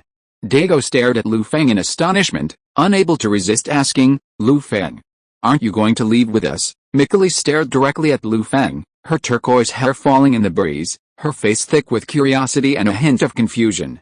Lu Feng shook his head slightly, glancing at Rayquaza not far away. He suddenly explained, "Rayquaza just agreed to guide my Pokémon.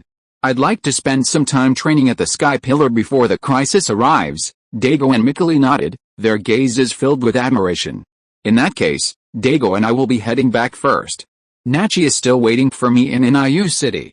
If you need anything else, you can find me at the Alliance headquarters in KIO City or the NIU gym, Mikali said seriously. I'll also be in NIU City for a while to discuss the next steps with Mikali. If you need any help, you can contact me directly through Do & Company or come to NIU City. Dago smiled at Lu Feng. After hearing what they said, Lu Feng nodded with a strange expression. Good fellow. If I didn't know you, Dago, and Mikali are so close, and you're a stone enthusiast who's only interested in rare stones, I would have thought you were going to NIU City to help Mikali fix the faucet, Lu Feng grumbled silently.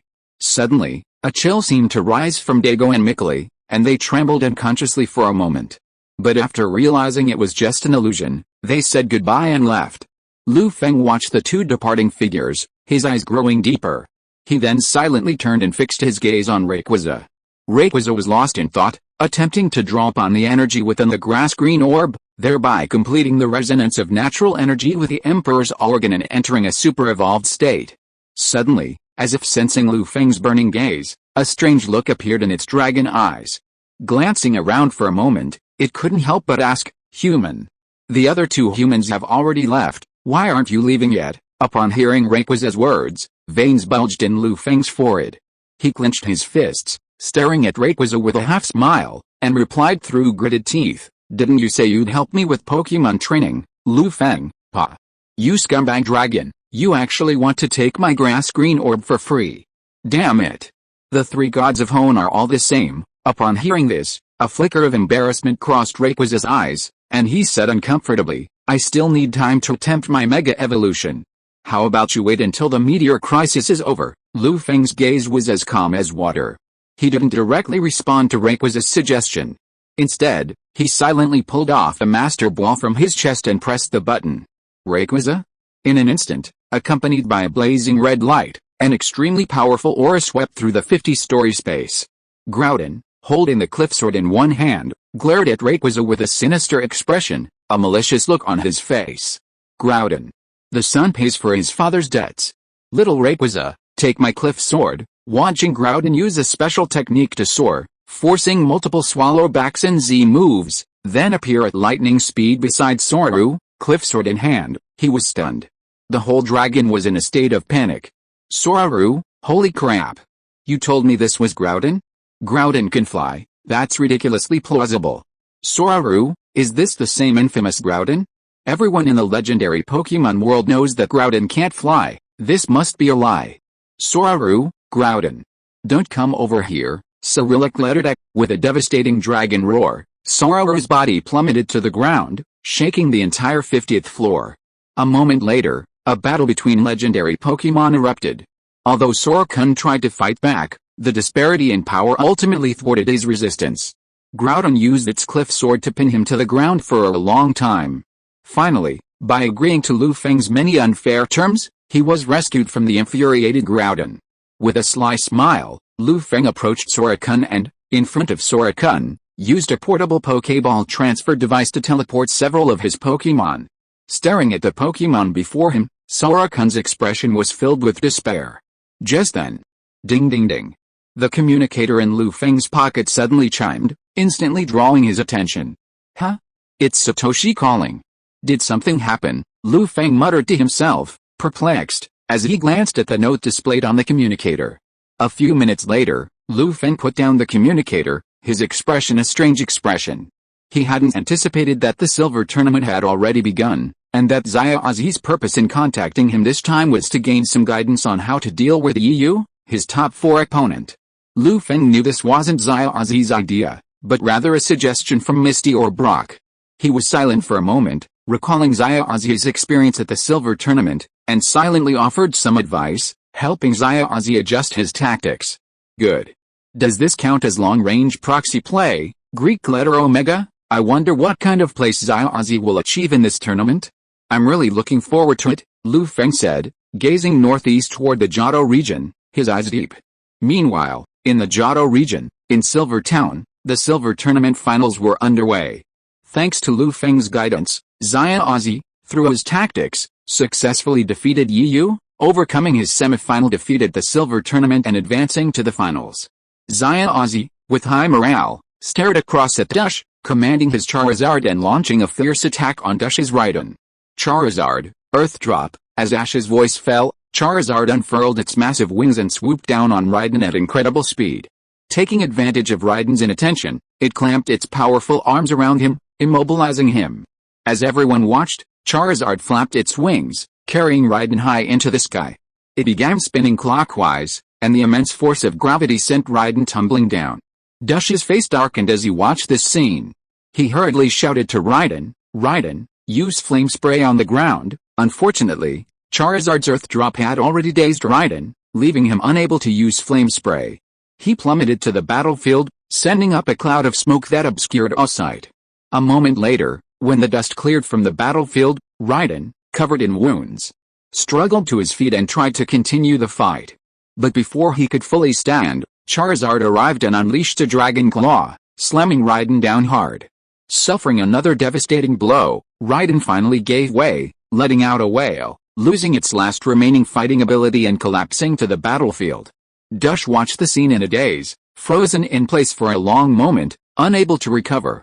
Only after watching the 6 playable Pokémon portraits of Ash on the big screen did the referee raise his flag and blow the final whistle, declaring Ash the Silver Tournament champion.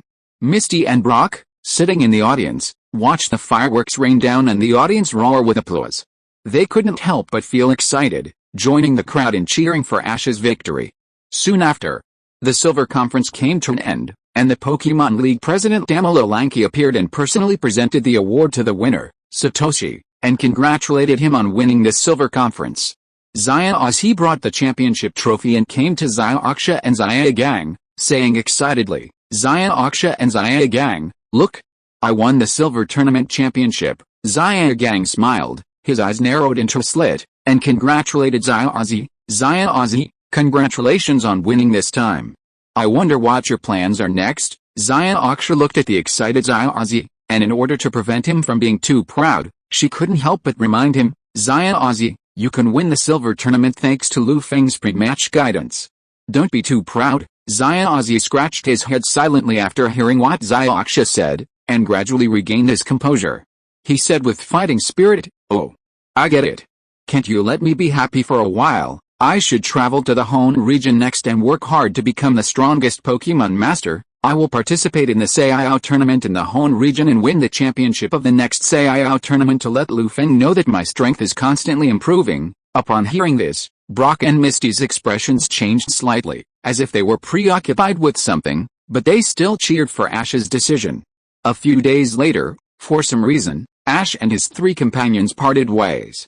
After a short rest, Ash, alone with Pikachu, boarded the ferry from Asagi City in the Johto region to Miho Town in the Hoenn region, beginning his journey to Hoenn. September 27th, Friday. Only 3.5 hours remained until the meteor crisis in the Hoenn region.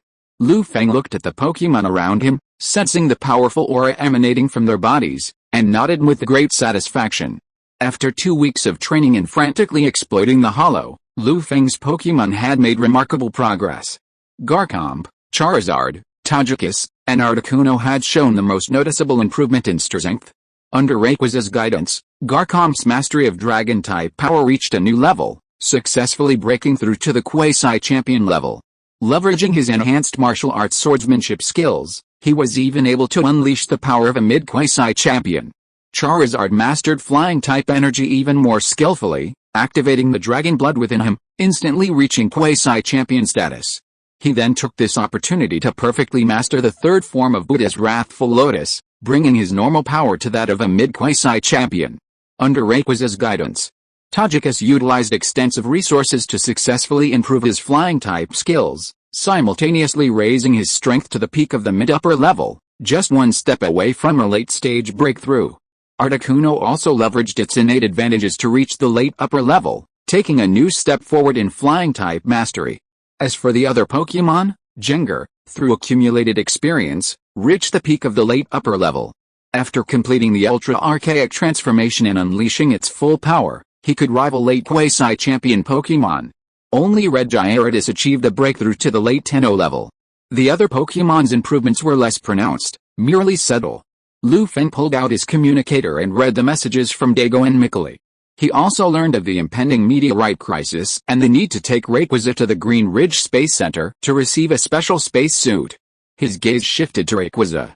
Gazing at the battered Rayquaza, Feng said sheepishly, "Rayquaza, the meteorite crisis is approaching. We need to leave the Sky Pillar and head for the stars." Upon hearing this, Rayquaza fell silent for a moment, taking in the lingering wounds and the empty resource storage area. He glanced at Feng with resentment, his expression filled with grief and indignation. As if sensing the meaning in Rayquaza's eyes, Feng hurried over to his side, using Viridian's power to help him recover. Bui. Chapter 319, Clouds Moving in All Directions. In the Hoenn region, at the Green Ridge Space Center, a group of researchers in white coats nervously operated their equipment, observing the impending meteorite from outer space. Dago and Mikali waited with solemn expressions, a hint of worry in their eyes. According to the researchers at the Space Center, the meteorite shower has already approached the planet, with only 4 hours until it reaches the Hoenn region. Dago, can we contact Feng now?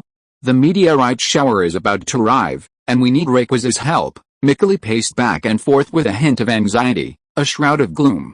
Dago looked at his anxious friend, shook his head slightly, and said firmly, "I've texted him with my navigator's watch, but he hasn't replied yet. He must be still training. If they don't reach Green Ridge City on time, I will do my utmost to protect the Hoenn region." Mikali, upon hearing this, shared a look of determination, looking up at the sky and praying silently. At this moment, a female researcher wearing glasses, holding a tablet, scurried over to them, panting, "Mr. Dago, Champion Mikali. We've calculated it. If the meteorite can't be stopped from space, it will crash into Lara City, not far from Shujing City, generating a massive shockwave that will completely destroy the entire Hoenn region." Lara City? That high-tech city, Dago muttered softly, recalling the information about Lara City. Mikali nodded, his eyes meeting Dago's. They walked out of the Cosmic Center together, releasing their Pokémon. Just as they were about to head towards Lara City, they saw two figures sitting behind their Pokémon, causing them to pause. A powerful Garchomp and a simple-looking Dragonite flew towards Green Ridge City from different directions. When the two Pokémon landed in front of the Cosmic Center, Dago and Mikali exchanged a glance and hurried over. "Champion Yolongdu, Champion Sharona, thank you so much for coming to support Hoenn. On behalf of the Hoenn Alliance, I thank you for your help. The Hoenn region is also part of the Alliance. This is just part of our job." Yolongdu nodded solemnly and asked, "What is the Hoenn Alliance's plan for this crisis?" Sharona smoothed her golden hair and glanced around for a moment. It seemed she didn't see the person she was looking for. A flicker of disappointment crossed her beautiful eyes, but also a sense of relief. She looked at Dago and Mikali solemnly, awaiting their response. Dago and Mikali smiled wryly, took a deep breath, and explained, "The Hoenn Alliance's original plan was to utilize the power of the legendary Pokémon Rayquaza to intercept the meteorite from outside the planet and prevent it from causing damage to Hoenn, but something has gone wrong. We're not sure if Rayquaza can make it as planned. We've prepared for the worst-case scenario, hoping to use our Pokémon to contain the shockwaves from the falling meteorite to the vicinity of Lara City." Yurayuto and Sharona looked at Dago and Mikali with shock. They knew that even a smaller meteorite, with its gravity-induced acceleration, would cause a devastating disaster. Such destructive power was simply beyond the capability of Pokémon below legendary rank to withstand. If it really came to that, Dago and Mikali would be practically dead. They were silent for a moment, remembering their responsibilities. They couldn't help but sigh, then said quietly, "We understand. We'll act together when the time comes. Hopefully, we can get the situation under control." Dago and Mikali's eyes were filled with gratitude. After a brief discussion, the four decided to head to Lara City and have the Alliance issue a notice, urging everyone within the city to evacuate. Instantly, the Hoenn Alliance issued a regional advisory, urging everyone to evacuate in an orderly manner under the guidance of Miss Junza or to seek shelter to avoid the impending meteorite crisis. Elsewhere, as the Hoenn Alliance issued the advisory, all Blue Star trainers in the Hoenn region suddenly heard a system notification, announcing the epic quest Protect the Hoenn region. They paused, their expressions slightly grim, and entered the player forums, where they shared their unexpected epic quest with the entire community. In an instant, the entire Blue Star player forum seemed to have exploded, and countless messages began to scroll, with tens of thousands of posts per second, publicizing the impending crisis in the Hoenn region. "I'm in Hoenn, A meteorite is approaching, I have vested interests, so I'm going into hiding, haha. I won the jackpot again, I got another epic quest, go Rita. How many times has this happened? Do I have the physique of a dying elementary school student? Why is it that every time I appear in a new area, I always catch up with a crisis of regional destruction? Sora, you're so anxious. Is there anyone who wants to do a quest with me? Oh shit. I've been given an epic mission, Don't worry about the small scene, Smecta, friends in the Hoenn region, why are you all so calm? Isn't the Hoenn region going to be destroyed? No one would take on a quest that means they're sure to die. Why aren't you running away? Are you planning to give up on treatment? Or are you just going to lie down, the guy above? Calm down. Do you know what a regional destruction crisis is? You're clearly new to the world. Which do you think, the meteorite landing faster, or our departure from the Hoenn region? Don't worry. I've taken on this epic quest. If I succeed, please call me Mr. Shi next time we meet. If I fail, please burn a bottle of soy sauce perfume for me, Mr. Shi. I'm speechless. Half an hour later, Dago and his companions arrived in Lara City. Seeing that all the residents had safely boarded a massive cruise ship under the guidance of Miss Junsha, they breathed a sigh of relief. At their signal, the cruise ship began heading towards Kio City, hoping to escape the meteorite's devastation and ensure the safety of all residents. Here's a map of Lara City. I think we can each choose a direction and build a defensive line away from the city, Mikali said with a heavy expression, pulling out a map and spreading it in front of the group. At the same time, I'll have Dr. Lunda mobilize Lara City's defenses. Using robots, they'll form a buffer zone throughout the city, intercepting some of the shockwaves and helping us withstand the powerful energy impact. Sorona and the others looked at the map in Mikali's hands, pondering it silently for a few minutes before agreeing to Mikali's plan. They knew it was the best option at the moment. Then, the four of them each chose a direction from east, south, west, and north, and left with their Pokémon. Not long after, Yirlongdu and the other two arrived at the location they had just determined. They gazed solemnly at the sky, awaiting the meteorite's appearance. Due east. Old buddy. Now let the world see just how powerful my dragon is. Yirlongdu's gaze blazed brightly at Dragonite. Woo, a sharp glint flickered in Dragonite's eyes beneath its innocent expression. Due west. Sharona pulled her hair back, a flicker of memory flickering in her beautiful eyes. A figure passed quietly by, muttering calmly, I hope you've left the Hoenn region. It's a pity I haven't handed you my thank you gift yet, Ka. Mr. Dago. The trainer with Rayquaza you mentioned has appeared. He has arrived at the center of the universe, received a space protective suit, and flew towards space with Rayquaza Dago. Oh. Chapter 320 Rayquaza, Mega Evolution. September 27th, 12:30 p.m. 3 hours until the meteorite landed. Feng arrived at Green Ridge City in his Rayquaza. Looking down at the panicked researchers at the center of the universe below, he couldn't help but feel a bit dazed. Compared to his last visit, Green Ridge City now looked more like a powder keg about to explode, a sense of oppression permeating the air. The streets and alleys were empty, and all pedestrians had vanished as if by coincidence. It was hard to imagine this was one of the largest cities in the Hoenn region. It seems that this meteorite crisis has thrown the entire Hoenn region into chaos, Feng muttered in astonishment. Rayquaza's dragon eyes fixed on the city below, taking in the rows of skyscrapers and various technological artifacts. Its body, perched in the vast expanse, hovered in midair, and it growled in extreme discomfort. Human. What did you ask me to bring you to this place for? Aren't we supposed to be heading out into space right now to fend off the impending meteorite? Let's finish what we agreed on. I need to get back to sleep. Feng didn't seem angry when he heard Rayquaza's discontent. Instead, he looked around for a moment and pointed to an open space near the center of the universe. Rayquaza. I need some special equipment. Land there and wait for me. Rayquaza, breathing a dragon's breath, grumbled as he carried Feng to the designated location. Once he touched the ground, he soared into the sky. Feng looked up in the direction Rayquaza had disappeared, shook his head slightly, then turned to a nearby staff member with a friendly smile and asked, Hello. I'm a friend of Mr. Dago. Where can I pick up my spacesuit? The somewhat frightened staff member suddenly regained consciousness, looked at Feng with a strange expression, and quickly led him towards the center of the universe. Hello. Mr. Dago has already informed us that the protective suits are ready for you. Please follow me this way. He glanced at Lu Feng as he walked, recalling the scene Lu Feng had just appeared in and the incredibly powerful dragon-type Pokémon. He swallowed hard, his expression conflicted, but ultimately chose not to ask. Lu Feng followed a staff member to a top-secret room within the Space Center. He retrieved a perfectly fitting protective suit and, following the staff member's instructions, donned it with remarkable agility. Meanwhile, most of the researchers still at the Space Center had heard the news and arrived at the room. Seeing Lu Feng, fully equipped, they breathed a sigh of relief. Lu Feng sensed an increasing number of people converging in his direction, and a wry smile escaped his lips. Without waiting for a word, he left the Space Center and sprinted back to his starting point. A moment later, under the gaze of the entire Space Center staff, the majestic figure of Rayquaza pierced through the clouds and swooped down from the vast sky.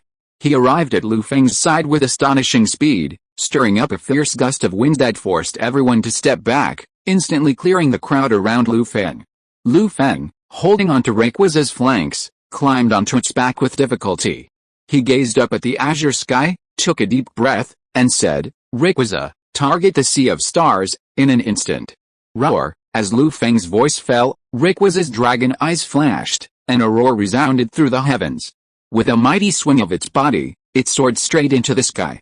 Hiss! Countless researchers who witnessed this scene felt the pressure suddenly lift from their bodies. They stared at the sky in horror, gasping for air and silently offering their best wishes. Not long after. It wasn't until Lu Feng and Rayquaza's figures vanished into a tiny black speck in the sky that the researchers slowly regained their composure. Their gazes were vacant as they asked, their eyes fixed on the ancient Pokémon Rayquaza. "It's incredibly powerful. According to the Alliance's original plan, we were to use Rayquaza's power to ward off the asteroid threat. Now that Rayquaza has appeared, does that mean?" one researcher asked hesitantly, as if remembering something. "The Hoenn region crisis can be resolved." The other researchers trembled at the words, their faces filled with excitement and joy. The leading officer even took the opportunity to pull out his navigator's watch and call Dago and the others. Elsewhere, in the clear blue sky, Lu Feng clutched Rayquaza's wings, braving the fierce wind. Just as he finally adjusted to the situation, he saw Rayquaza accelerate again, nearly throwing him off the ground. He looked at Rayquaza suspiciously, and asked, "Rayquaza, you did that on purpose, didn't you?" Upon hearing this, Rayquaza let out a dragon's roar and flatly denied it. HMPH. Human. I, Rayquaza, am the god of the sky after all. Don't use your own assumptions to criticize a deity. I'm not that kind of dragon. Did I misunderstand you? Despite Rayquaza's outspoken demeanor, Lu Feng still felt something was amiss, and out of courtesy, he could only hold it in for the time being. HMPH, Rayquaza snorted coldly, appearing completely aloof and ignoring Lu Feng. But when Lu Feng wasn't noticing, a subtle smile curled up at the corner of his mouth. Seeing this, Lu Feng gritted his teeth and silently made a note in his notebook about Rayquaza's actions. As time slowly passed, the pressure from above grew ever more intense, and Lu Feng couldn't help but feel anxious. After a brief moment of reflection, Lu Feng silently made a decision. He clutched the two sharp horns on Rayquaza's forehead with both hands, braving the air pressure from their rapid flight and shouting, "Rayquaza, speed, rumble." Like the roar of thunder, a flash of light flashed across Rayquaza's body, and his speed instantly soared. With lightning speed, he hurtled towards the universe. Speed. In an instant, Lu Feng and Rayquaza gradually broke through the atmosphere. The intense feeling of weightlessness that followed was extremely uncomfortable for Lu Feng.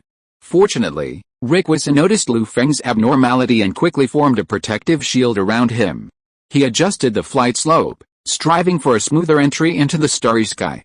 Lu Feng subconsciously looked back, seeing the jewel-like azure planet behind him, his face filled with shock and dismay. "Lu Feng, really?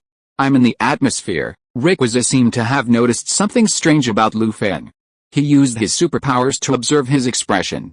Seeing his shocked look, he smugly complained in his heart. "Pa. An ignorant bumpkin." He danced his body and flew towards the meteorite group not far away, leaving a faint white tail, adding a different color to the dark starry sky. A few minutes later, Lu Feng chose a suitable location and signaled Rayquaza to stop there. Looking at the meteorite group visible to the naked eye, he waited quietly. At this time, the meteorites from the asteroid belt were getting closer and closer to Lu Feng and Rayquaza.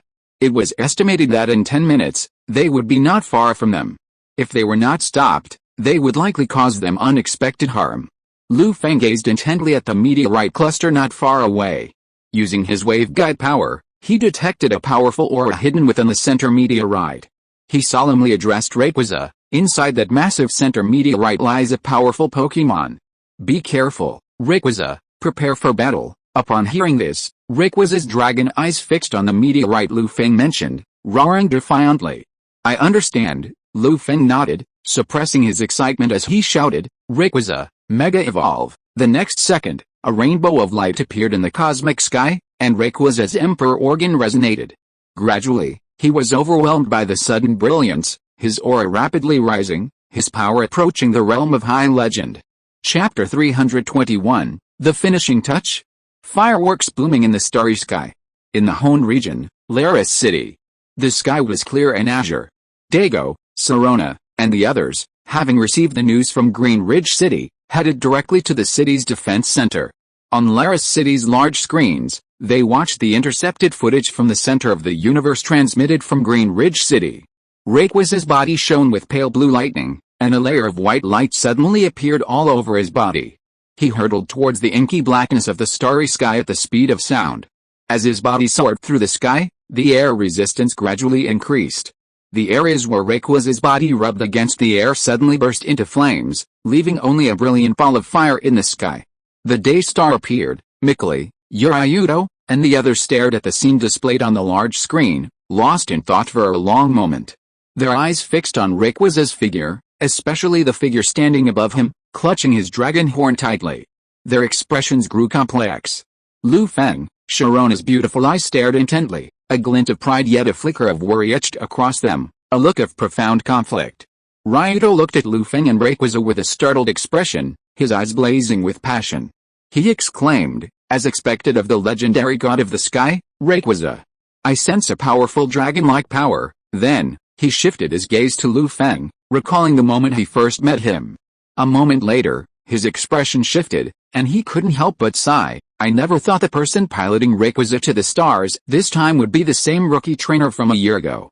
It's quite surprising. Dago and Mikali exchanged a silent glance, a bitter smile on their faces.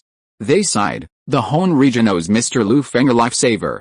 We truly feel a sense of shame. Sharona and Ryudo paused, their gazes softly fixed on the young man on the big screen, a strange feeling welling up in their hearts. What Dago and Mikali said was exactly the truth. A former Hoenn champion, and a current Hoenn champion, were unable to personally resolve a crisis in their region, relying instead on an ordinary trainer to fulfill their duties. Isn't that a shame? At that moment, Rayquaza's speed climbed again, gradually surpassing the fastest speed in the universe and approaching the second fastest speed. This caused the instruments at the center of the universe to beep, and an alarm sounded. The researchers stationed at the center frantically operated various instruments, hoping to capture a current image of Rayquaza via satellite. Unfortunately, Rayquaza's speed was too great for the satellite to keep up, and they could only transmit a blurry green figure. What's going on? Mikali frowned, walking to the control panel and using the device above to contact the Green Ridge City center of the universe. Why did we suddenly lose the footage of Rayquaza? Sharona, Dago, and the other two, though silent, shared Mikali's expression, staring at the large screen with melancholy, awaiting the researcher's response. The researcher at the center of space, watching the expressions on the faces of the four powerful champion trainers through the large screen, couldn't help but wipe the sweat off his forehead. He nervously replied, Champion Mikali. This is because Rayquaza's speed has increased so rapidly that the satellite didn't have time to react, so it didn't capture the current footage. Once the satellite has adjusted to Rayquaza's speed, it will be able to reproject the footage. Upon hearing this, Yolongdu and the others breathed a sigh of relief, their frowns gradually softening. A moment later, as Rayquaza and Lu Feng ascended, they successively passed through the troposphere, stratosphere, mesosphere, thermosphere, and exosphere, finally reaching the starry sky, their speed gradually stabilizing. The satellite finally recaptured their footage and transmitted all the images back to the center of space and Laris City. Amidst the vast, glittering starry universe, a planet, teeming with breathtaking natural splendor and nurturing life and civilization, shrouded by a hazy atmosphere, shimmered with a blue radiance, appearing incomparably sacred. A vast, immensity-laden dragon soared above the starry sky. A human in a spacesuit perched on its forehead, gazing solemnly at the distant starry sky, gazing directly at the approaching meteorite swarm, conversing with a dragon. However, due to their vacuum, the satellite could not pick up their voices, forcing them to abandon their search. The next moment, for reasons unknown, a flash of rainbow light blazed across the sky, blooming in the inky, cold darkness of the universe, completely obscuring the figures of the dragon and the human. Sharona and the other three stared at this scene in stunned silence, their senses lost for a moment. Meanwhile, as Sharona and the others watched the satellite feed, dazed and lost in thought, the rainbow-colored light of the starry sky gradually dissipated, returning to its former calm. A body shimmered like an emerald, ablaze with a radiance of life. The delta symbol emerged on its forehead, and a majestic dragon, adorned with long, golden objects resembling silk ribbons, danced freely. It raised its head and unleashed a mighty roar that pierced the entire cosmic sky, permeating the air with a powerful, chilling, and terrifying aura, as if it were a mighty god from myth. Lu Feng, clad in a bulky spacesuit, casually surveyed the Super Rayquaza beneath his feet, feeling its immense power and sighing in awe. Super Rayquaza, sensing the shock on Lu Feng's face, a hint of pride flickered in its eyes. Super Rayquaza, oh, Lu Feng, Greek letter sigma, degree Cyrillic letter de degrees, suddenly. As if sensing the approaching meteorites, emitting a fiery aura and a profound destructive force, Lu Feng and Super Rayquaza gradually regained their composure and shifted their focus to the meteorites. Lu Feng's expression was extremely cautious, his eyes blazing like a ray of light. With a hint of nervousness, he shouted to Super Rayquaza, use Dragon Star Cluster. Target the meteorites not far away. Instantly, Super Rayquaza let out a deafening dragon roar, his eyes fixed on the meteorites. The dragon energy within his body surged, instantly erupting with a powerful blue-purple energy. A dazzling ball of light shot up into the sky, illuminating the entire dark cosmic sky. Boom! With an inaudible roar, a massive shockwave erupted, sending countless meteorites plummeting from the sky, slamming fiercely into the oncoming meteorites. After the fierce collision, the once massive meteorite swarm was instantly shattered, with many smaller meteorites shattering into dust and scattering into the sea of stars. Only a few massive meteorites remained, still following their original trajectory, hurtling towards Lu Feng and Super Rayquaza, drawing ever closer. Lu Feng's expression changed slightly. He pointed at the massive meteorite not far away and said in a deep voice, Super Rayquaza, the finishing touch. Instantly, as Lu Feng's voice fell, Super Rayquaza's emperor organ resonated, emitting countless golden energy particles that gradually enveloped Super Rayquaza, making him appear even more majestic. The lines across his turquoise body slowly began to revive, forming the symbol of Delta. Elegant golden ribbons danced freely, emitting the radiant glow of an emerald. Super Rayquaza roared heavenward, and Delta current spread in all directions. In that instant, Super Rayquaza concentrated all his strength into a single point, transforming it into a streak of golden light. His gaze shone with a sharp aura as he aimed his gaze at the massive meteorite and charged straight into it. The finishing touch? Golden light pierced the massive meteorite, streaking through the dark starry sky. Delta currents, like sharp blades, sliced through several flaming meteorites. Rumble. The meteorite began to vibrate inexplicably, stirring up a thunderous roar. Countless cracks appeared across its surface, emitting a brilliant white light before quietly disintegrating in the starry sky, scattering across the boundless sea of stars. At this moment, time seemed to freeze as countless meteorite fragments scattered like fireworks. A dazzling display of color and brilliance. Lu Feng and Super Rayquaza seemed to have ignited dazzling fireworks in the starry sky, leaving those observing from the ground stunned. Chapter 322, Battle of the Stars, Deoxys vs Super Rayquaza. In the Pokémon world, the Hoenn region, countless people witnessed a moment of splendor through images transmitted by satellite. Suddenly, everyone lost their minds, staring at the dazzling fireworks with dazed eyes, and there was complete silence. After an unknown amount of time, fireworks faded, and the splendor faded. Everything returned to its original state. Only the lonely dark starry sky remained, quietly rotating the unknown mysteries of the celestial bodies. A moment of eternity, an instant of love, so beautiful. Sharona looked up at the big screen, the previous scene flashing in her beautiful eyes, and she whispered softly. Dago and Mikali stared at the scene in silence, and it took a long time for them to slowly come back to their senses and smile at each other. Yolongdu lowered his eyes, not paying attention to the previous fireworks, but instead staring at Mega Rayquaza, his eyes flickering slightly, and it was unknown what he was thinking. After a long time, his eyes glowed red, and his voice rasped. What was Rayquaza's state just now? Dago and Mikali's thoughts drifted away at this, the scene of 2 weeks ago quietly flowing through their minds. They hesitated for a moment, as if contemplating something, before replying uncertainly. This is most likely Rayquaza's mega state. They remembered how Feng had said that, which had helped him secure Rayquaza's assistance so smoothly. Rayquaza's mega state. Uriudo was shocked, as if struck by lightning, his face filled with dejection and despair. Uriudo, even Rayquaza has mega evolution. What use do I have for this simple, fat thing, at this moment? Look! What is that? It seems the crisis isn't over yet. Sharona, her eyes fixed on the big screen, seemed to have discovered something and exclaimed in surprise. Dago, Mikali, and the others shuddered, their bodies trembling as they turned to look at the large screen. A new image appeared on the screen. The remnant of the massive, recently shattered meteorite's core vibrated continuously. It was as if some life form was about to awaken. Every human on the ground observing this scene held their breath, their pupils constricting slightly. Feng and Super Rayquaza stood in the starry sea, calmly observing the core before them, sensing the aura of life emanating from it and silently becoming alert. As time passed, the remaining core gradually disintegrated, revealing a purple crystal emanating a rich life force. Under the gaze of countless people, this purple crystal shone with dazzling light, hovering in the vacuum of space, gradually undergoing an unknown transformation, evolving into a humanoid form. Its body was a fusion of orange and navy blue, its arms resembled genetic spirals, and a purple crystal embedded in its chest. Its expression was gloomy and fierce. Mega Rayquaza surveyed the creature before him, frowning as he glanced back at Feng, remaining silent. He recognized the creature before him. It was the Pokémon Feng had brought to battle before. However, compared to Feng's Deoxys, this Pokémon was far more powerful, causing Mega Rayquaza to feel a sense of apprehension.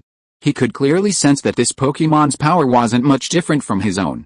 For a moment, Mega Rayquaza fell silent. Feng looked at the Deoxys with a complex expression, sensing its aura and sighing. Is this also a Pokémon? Why isn't it listed in the Pokédex? Yolongdu took a deep breath, his voice trembling as he looked at the unknown Pokémon displayed on the big screen. A flicker of worry flashed in Sharona's eyes, her gaze fixed on the figure in the starry sky. Dago pondered for a moment before answering gravely, this is the Pokémon Deoxys. Feng once accidentally obtained one. I suspect it's a legendary Pokémon, Deoxys. Yolongdu muttered to himself several times, then looked at Dago with some confusion and asked, what type of Pokémon is it? Does it have a dragon type? Mikali couldn't help but chuckle at Yolongdu's words, then shook his head slightly. From what I understand, this Pokémon should be psychic. As for whether it has a dragon type, you should ask Mr. Feng. Yolongdu nodded silently, his eyes fixed on the large screen, a faint flicker. Outer space. Deoxys cast a gloomy gaze at Feng and Mega Rayquaza, its body hovering in the air, locked in a stalemate with Mega Rayquaza. Before Feng could make a move, his form began to transform. His torso and arms seemed to shrink, becoming incredibly sharp. A spike suddenly protruded from the back of his head. Deoxys, speed form. In an instant, he rushed towards Mega Rayquaza at lightning speed, his body reduced to a series of afterimages, a blurry line visible only as the amethyst on Deoxys' chest shimmered. A powerful, mystical noetic wave materialized, slashing fiercely at Mega Rayquaza. Psychic rush. Mega Rayquaza sensed this powerful energy surge and began to stagger. He let out a low roar, attempting to dodge Deoxys' attack, but missed the opportunity. In an instant, Deoxys' attack struck Mega Rayquaza, exploding suddenly. A pained expression crossed Mega Rayquaza's face, and he couldn't help but let out a wail. Scars covered his body. As he gradually regained consciousness, he felt the pain radiating from his body and roared in anger. At the same time, Super Rayquaza's body flashed with a layer of white light, transforming into a streaking line. It rushed forward with lightning speed, slamming fiercely into Deoxys. Blitzkrieg. Deoxys, suffering the damage from his Blitzkrieg skill, was involuntarily sent flying backwards, slamming hard into the meteorite debris floating in space. His gaze grew even colder. Then, he stood up again, 3 spikes forming behind his head. His arms split into 2 long strips. A pink energy beam surged from his forehead, launching towards Super Rayquaza. Deoxys, attack form. Mind Hammer. Super Rayquaza watched Deoxys' movements with a cold gaze. A powerful beam of light condensed in his mouth, and he retaliated with immense fury. Destructive Ray. In an instant, the two terrifying energy attacks collided, exploding in outer space, instantly sweeping out a powerful gust of air that sent both flying. Feng flew backwards alongside Mega Rayquaza, a helpless expression on his face as he watched the two Pokémon, now locked in a heated exchange. He knew that the battle would be impossible to end unless one side failed.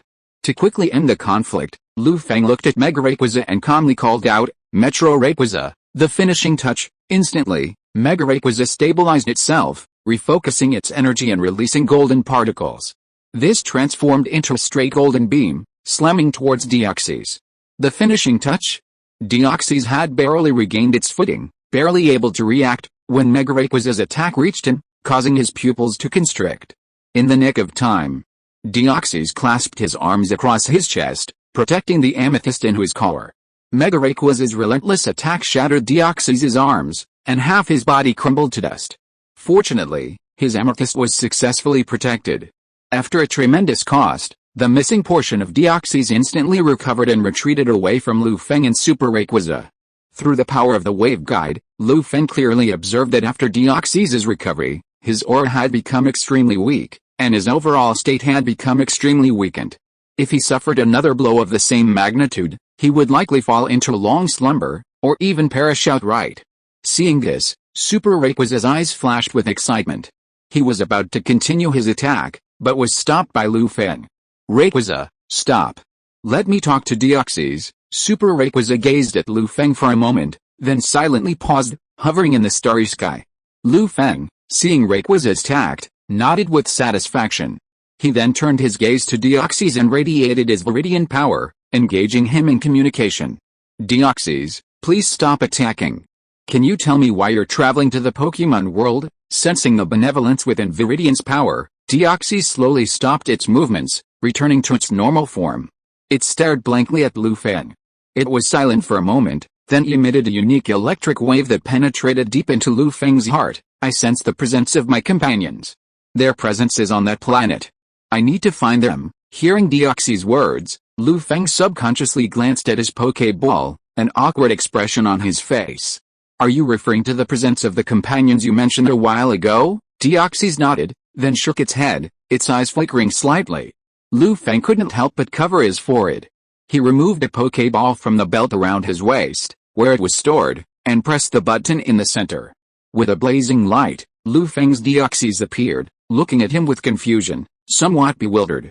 Upon seeing this, Amethyst Deoxys' face was filled with shock and excitement, and it quickly appeared beside Feng's Deoxys. However, after carefully observing it, Amethyst Deoxys seemed somewhat disappointed. He realized that the companion before him, while similar to his own, was not his twin, and he could not help but feel a little bewildered. Seeing this, Feng couldn't help but sigh.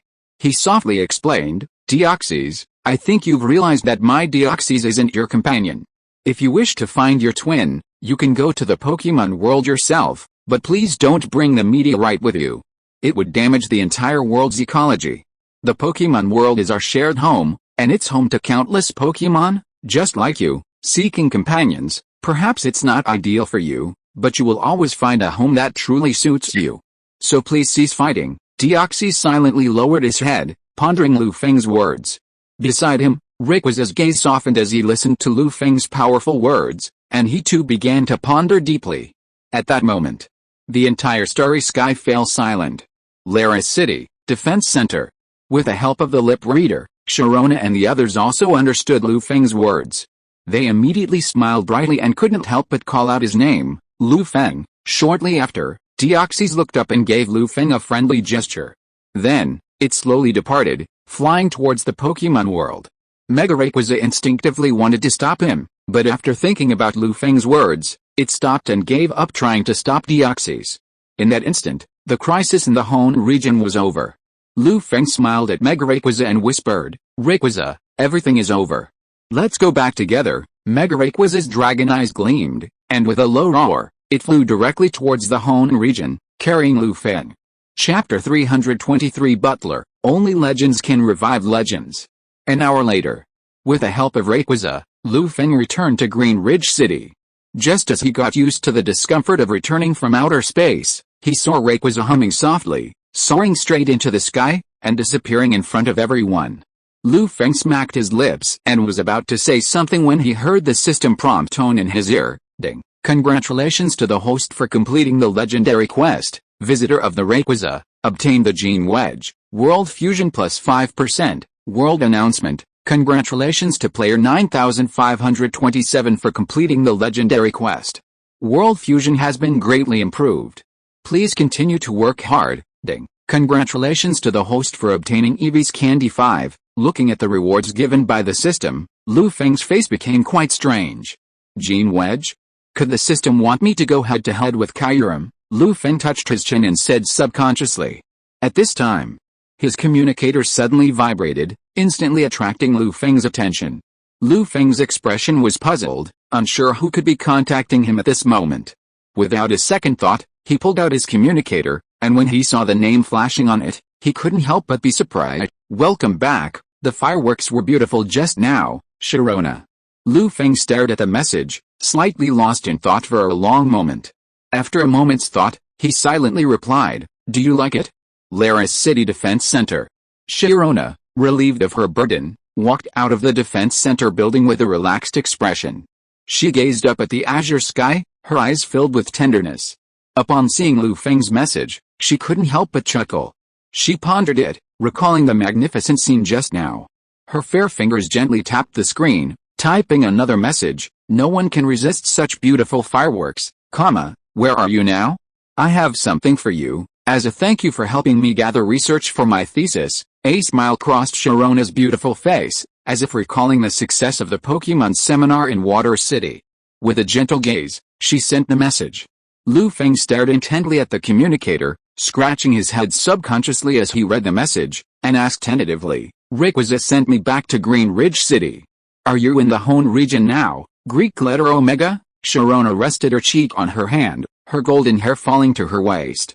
She sat lazily in a chair, watching the screen light up again, a slight smile on her lips. I understand, she casually sent a message, then shifted her gaze to Garchomp behind her. Her fair hands gently stroked its back, feeling the roughness, and softly said, Garchomp, let's go to Green Ridge City. She tugged at her black windbreaker, revealing her graceful figure. She wrapped her arms around Garchomp, a crescent-shaped smile in her eyes. Garchomp, unsure of what was happening to its master, obeyed and bent its body, spreading its wings like a small jet, leaving a long white trail in the sky. Feng stared blankly at Sharona's reply, momentarily bewildered. But seeing the crowd rapidly approaching, he quickly left the small square in front of the Cosmic Center. Meanwhile, in the Hoenn region, Laris City, on the far northern glacier, a beautiful purple aurora appeared in the sky, emitting a mysterious hue and adding a touch of extraordinary beauty to the snow-white glacier. A few tiny footprints appeared on the vast snowy landscape, remnants of some powerful psychic energy.